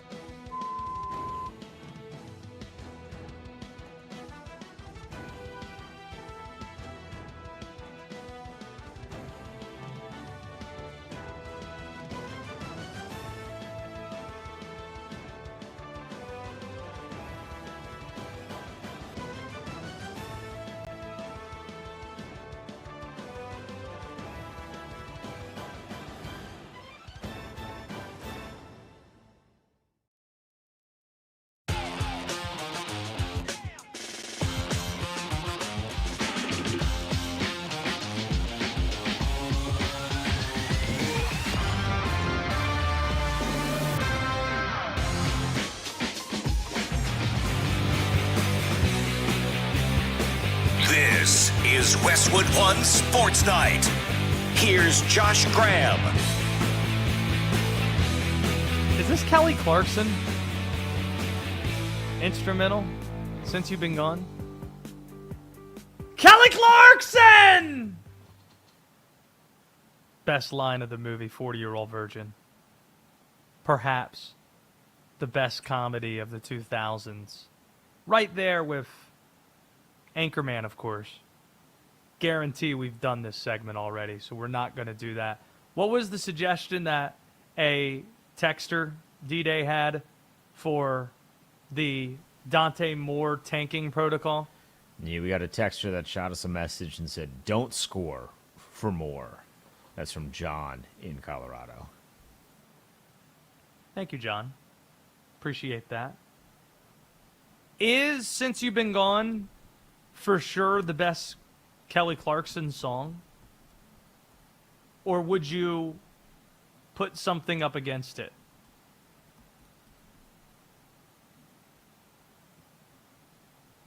This is where we pick the brain of the music savant, Denton Day, because you have Since You've Been Gone, which, if memory serves, is spelled with a U, the letter U. Very Since mid-2000s. You've Been Gone, very 2000s thing. But you also have Behind These Hazel Eyes, which was a banger. You have What Does It Kill You Makes You Stronger.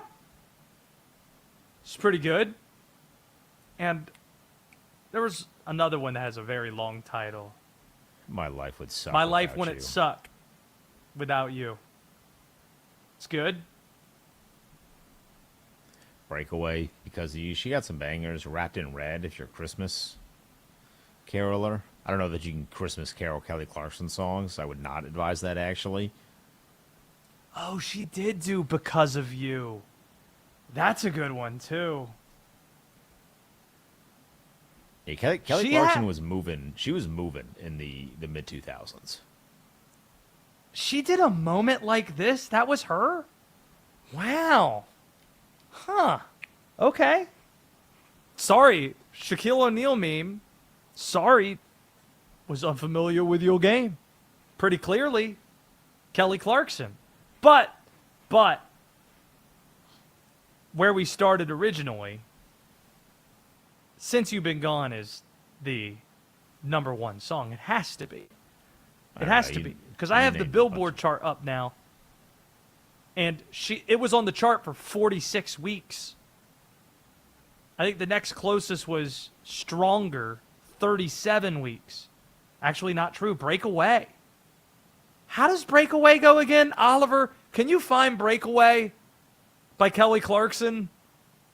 Be funny if our entire channel gets taken down because of Kelly Clarkson music. Think we'll be fine. She's in the media space. Now, She should know.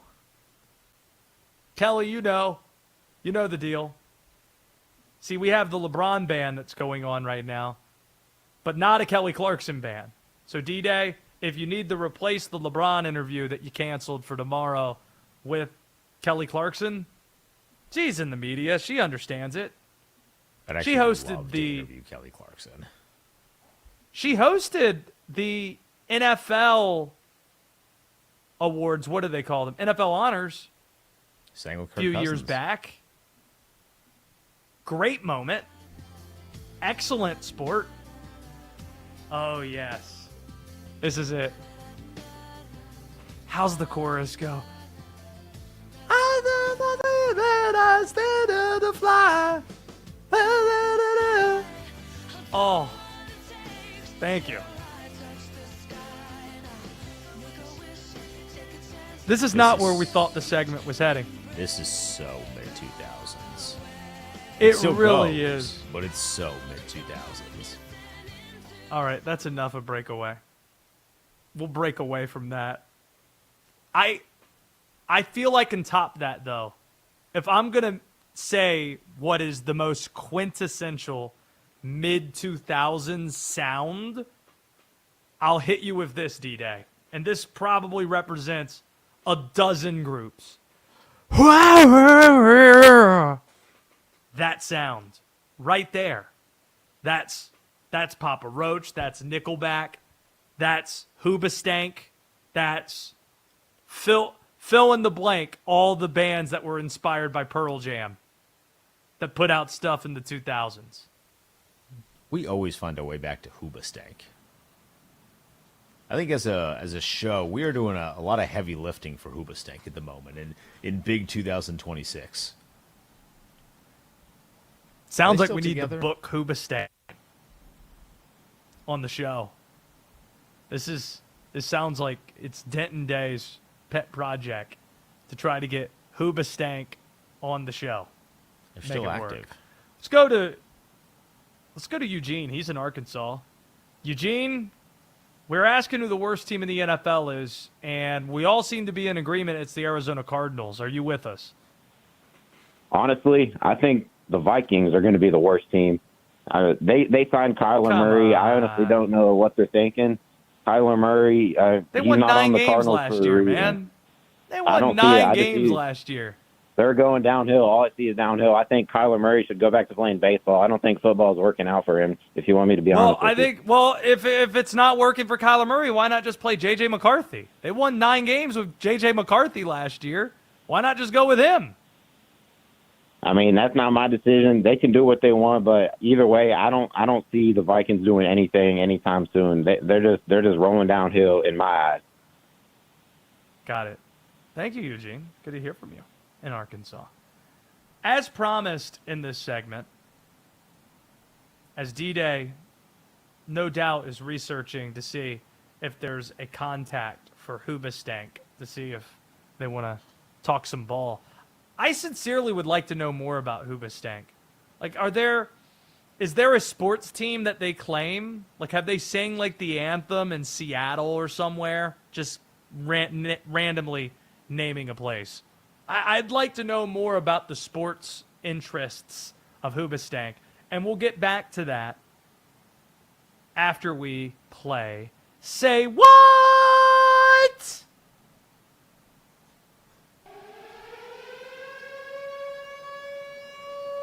They are who we thought they were. We in here.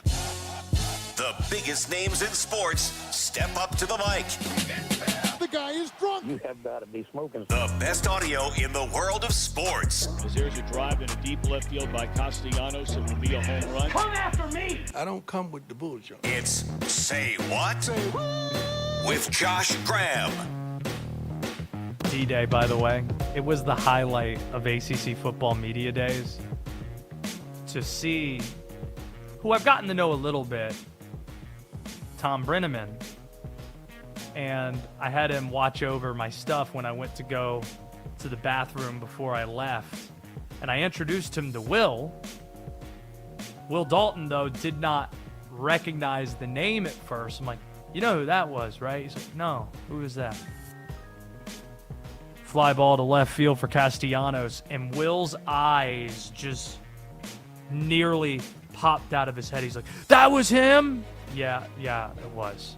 It was. That didn't come up in our conversation, though.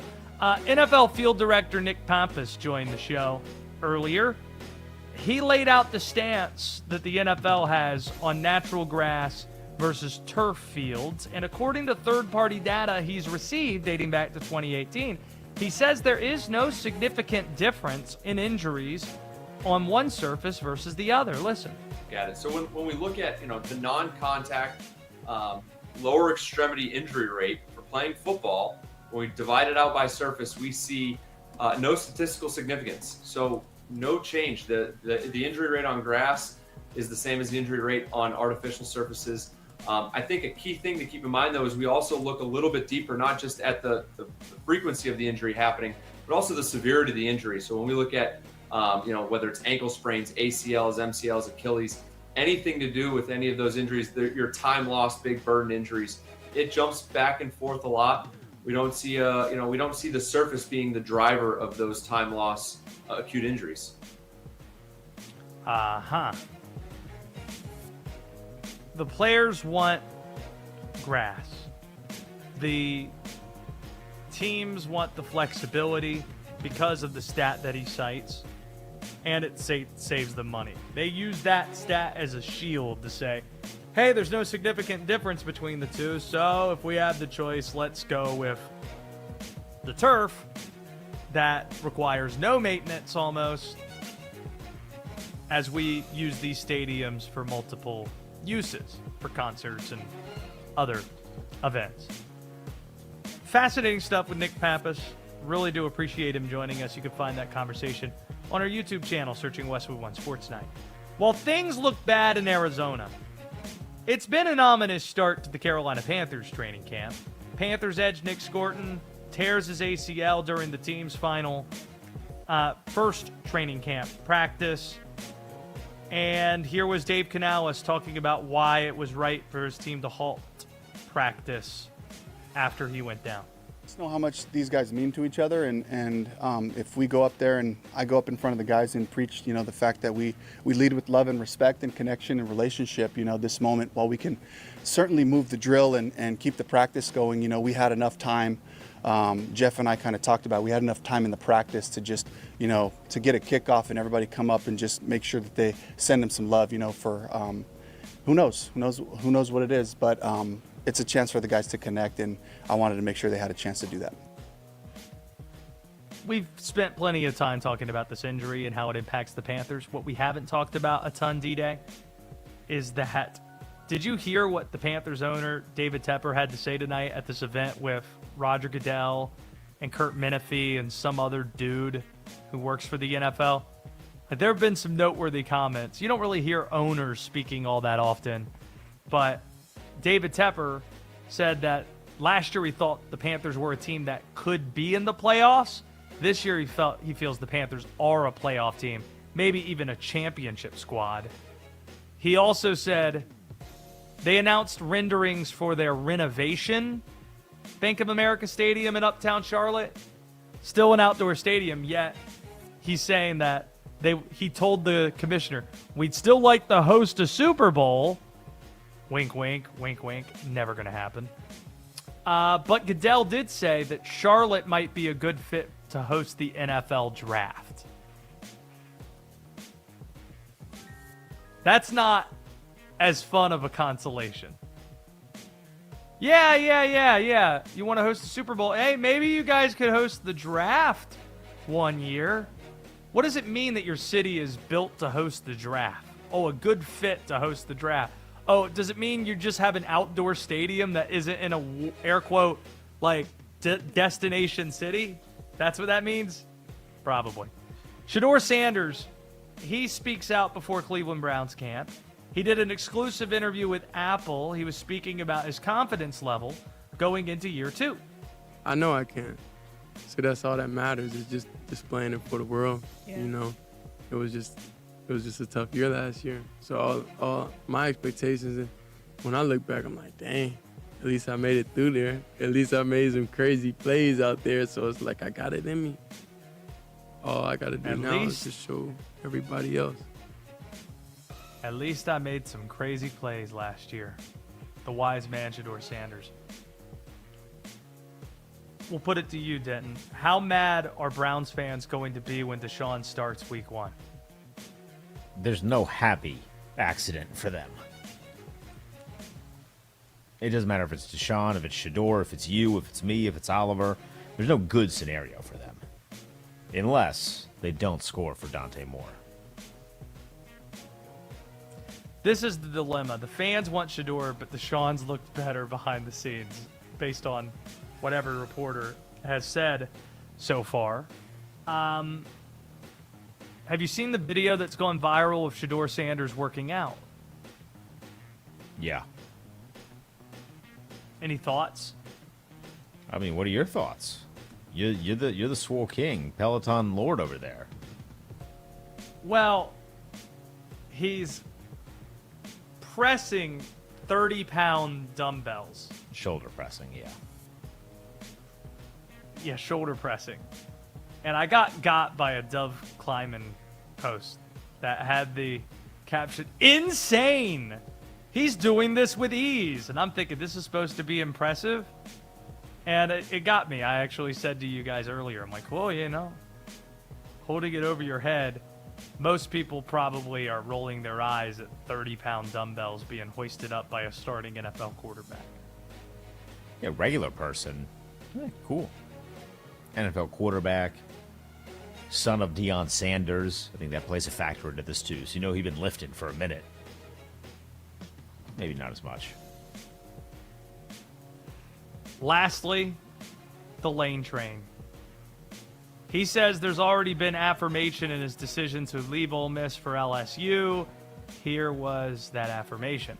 I didn't really want to say it, but, you know, when you talk about the changes of places, somebody said it the other day. They said, like a month ago or whatever, they were like, well, he's been here 6 months and he's had more 5-star signees and commits than he did in the previous 6 years combined. You know, that's kind of proof to me of the decision and of the combination of the two, us and LSU. Last question, D-Day, before we check in and see what you found out about Hoobastank. Is LSU the most fascinating team in college football? Because I think it is, and I might have a blind spot. Like, who's even second? Like, in terms of national appeal, national interest. Like, what else? Who else? No, I mean, they're definitively number one. Texas Tech would have been If in there. If Sorsby was playing. If Sorsby was playing, they would be in there. But because they're not, it's LSU. I mean, Indiana's interesting because can Cignetti do it again? They paid a lot of money for a quarterback, so that's interesting. There's like a bunch of side pocket stories that are interesting. I mean, Alabama's interesting because who is their quarterback? Clemson is interesting because who is their quarterback? I don't think people care enough about the controversy that was Darian Mensah to really say that Miami is like super polarizing. So it's LSU and then everybody else in like a distant second. Maybe Texas, from what I said earlier, because it feels like Sark is openly feeling pressure in a way that he hasn't before. But I don't know that most people are putting 2 and 2 together there. What'd you learn about Hoobastank? You're going to love this. Are you ready? Are you sitting down? They do have a confirmed sports fandom.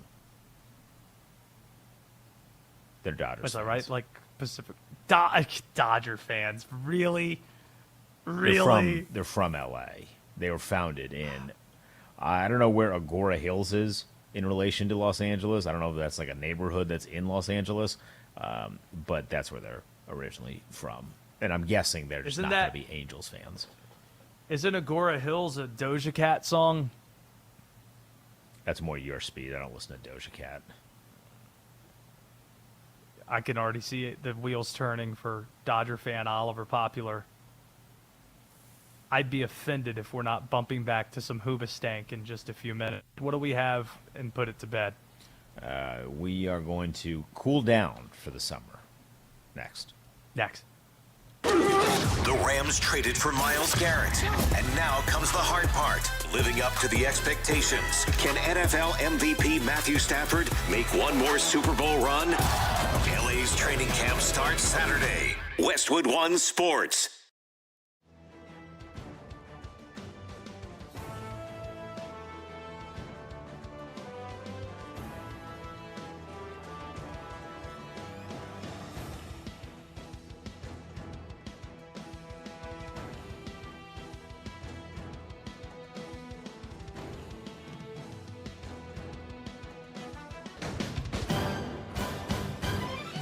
At the tone, the broadcast will begin in 4 minutes, 30 seconds.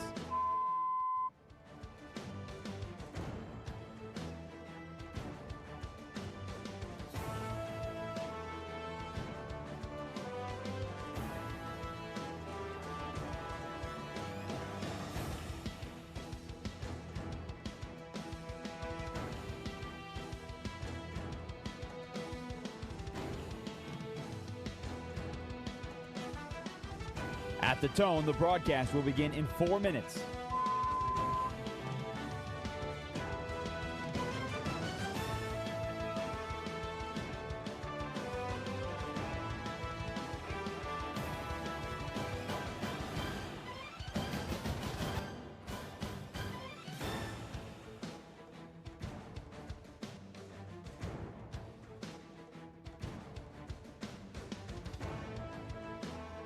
At the tone, the broadcast will be in 3 minutes and 30 seconds.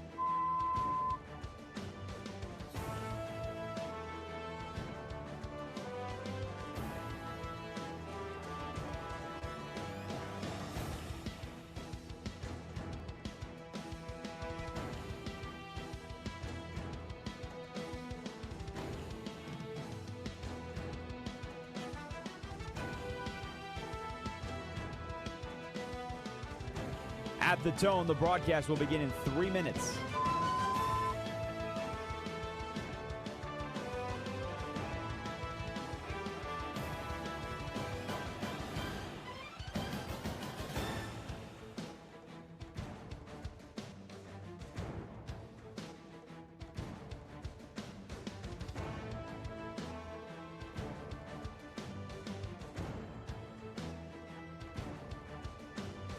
At the tone, the broadcast will begin in 2 minutes, 30 seconds.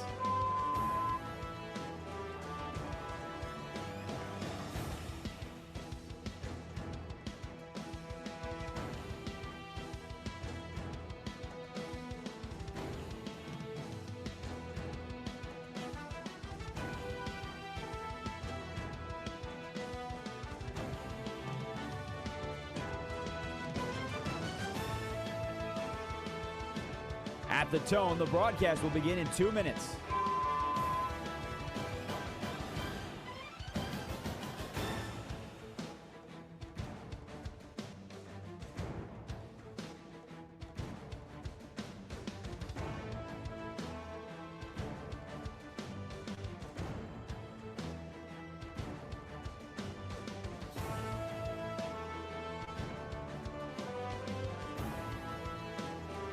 At the tone, the broadcast will begin in 1 minute, 30 seconds.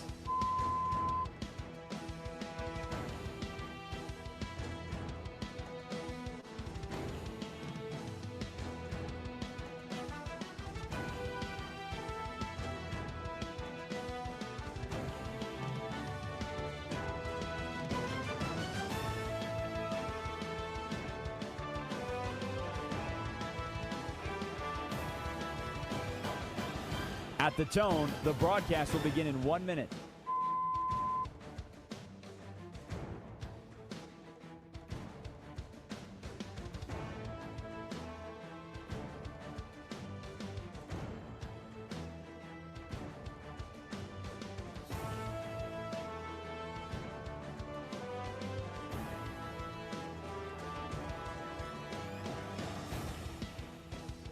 Stations, this is your final time check. At the tone, the broadcast will begin in 30 seconds.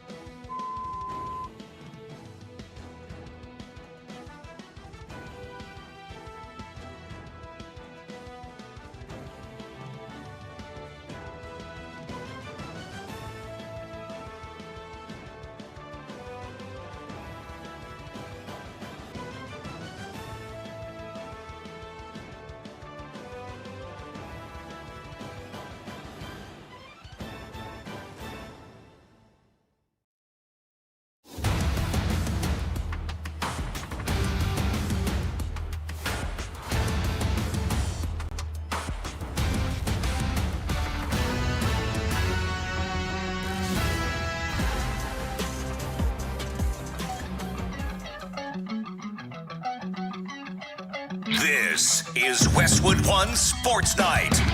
Here's Josh Graham. Some good old Hoobastank. Very mid-2000s sound here. Thanks to Nick Pappas for joining us on the program. On a Friday night show, you want to talk about fun? Free for All Friday plus B-Dot. Most entertaining guest in sports talk. That should be a great deal of fun. We hope you'll be with us for it. Make sure, if you haven't already, subscribe to the YouTube channel, subscribe to the podcast, however and wherever you listen or watch. Greatly appreciate that. Hope that our guy Drake Toll and Pete Souza are in favor of the hashtag LeBan. LeBron coverage, none of it. Nope, until he picks a team. Banned on this show. Hashtag LeBan. Let's close out today's program the appropriate manner, though, by putting it to bed. So it's obviously summertime, hot outside, not just in the good old U.S. of A. It's hot everywhere, right? I stumbled across a story, Josh. This one has your name written all over it. In Japan, they are offering a human-sized fridge that you can sit in to beat the heat. You're walking outside. Damn, it's 93 degrees. Maybe the real heat index is like 104. I don't want to be walking in that 104-degree heat. Let me go sit in a fridge to cool down a little bit. There are teams that have this. The Panthers actually had like one of these like trailers that are essentially fridges that you can sit in to give yourself a little bit of a breather. That sounds nice, though. This is like weirdly hits home for me. My wife and I, a couple of weeks ago, were like, we need a show to watch. We're not watching anything. We need a show to watch. So we found a show. It's called The Burbs on Peacock. Have you heard of it? Mm-hmm. I'm aware. Great show. Very, very funny. I like Keke Palmer. She stars in it. I don't feel bad spoiling it because I think it's been out for like a year. Yeah. One of the characters has a body inside of a human or like a walk-in fridge. So like I'm a little on edge about the idea of just fridges existing where a human body is going to be in it.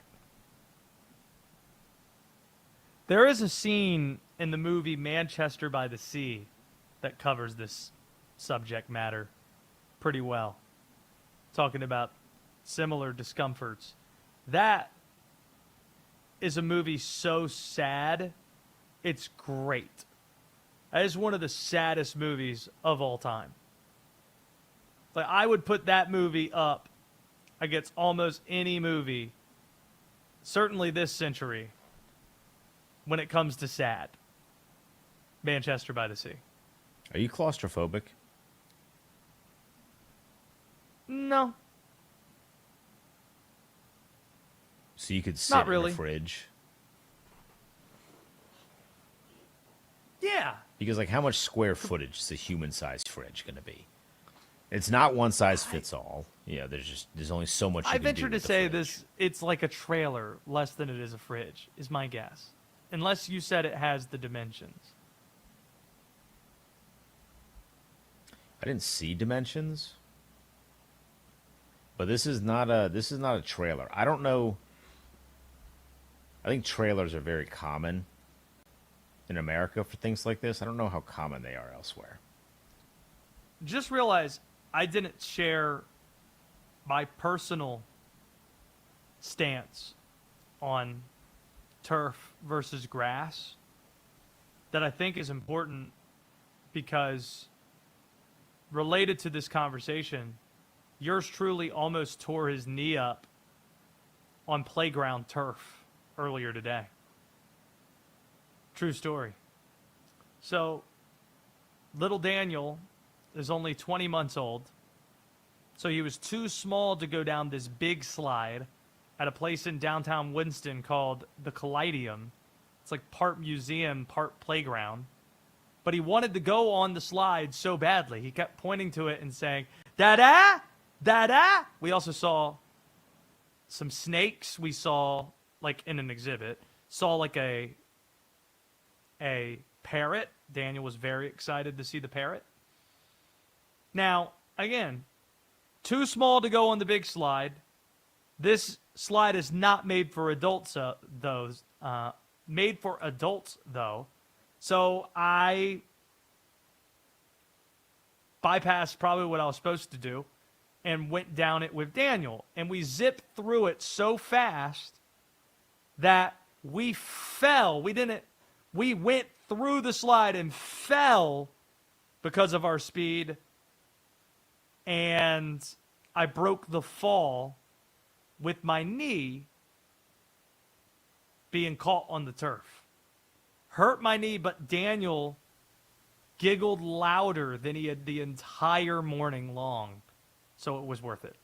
When you say fall, you mean like you finished the slide, right? Finished the slide, but there was no way with the speed we were going that we'd stop at the bottom of the slide because I am a bigger adult. I am bigger than all these kids that are supposed to be riding this thing. So we, with more speed, we fell at the end of the slide. Okay. I just want to make sure you didn't like fall through. Like midway No, through, you just good clarification. I mean, that'd be like a Good clarification. traumatizing experience he'd never go on a slide again. No, Daniel giggled louder than he ever had the entire time when Dad said, ouch, that was my knee. And then there was an adult that looked over at me and shook his head. That was my experience. A little older than mine. A little bit more agile. However, Daniel, he be moving. We might start doing some 3-cone drill very soon.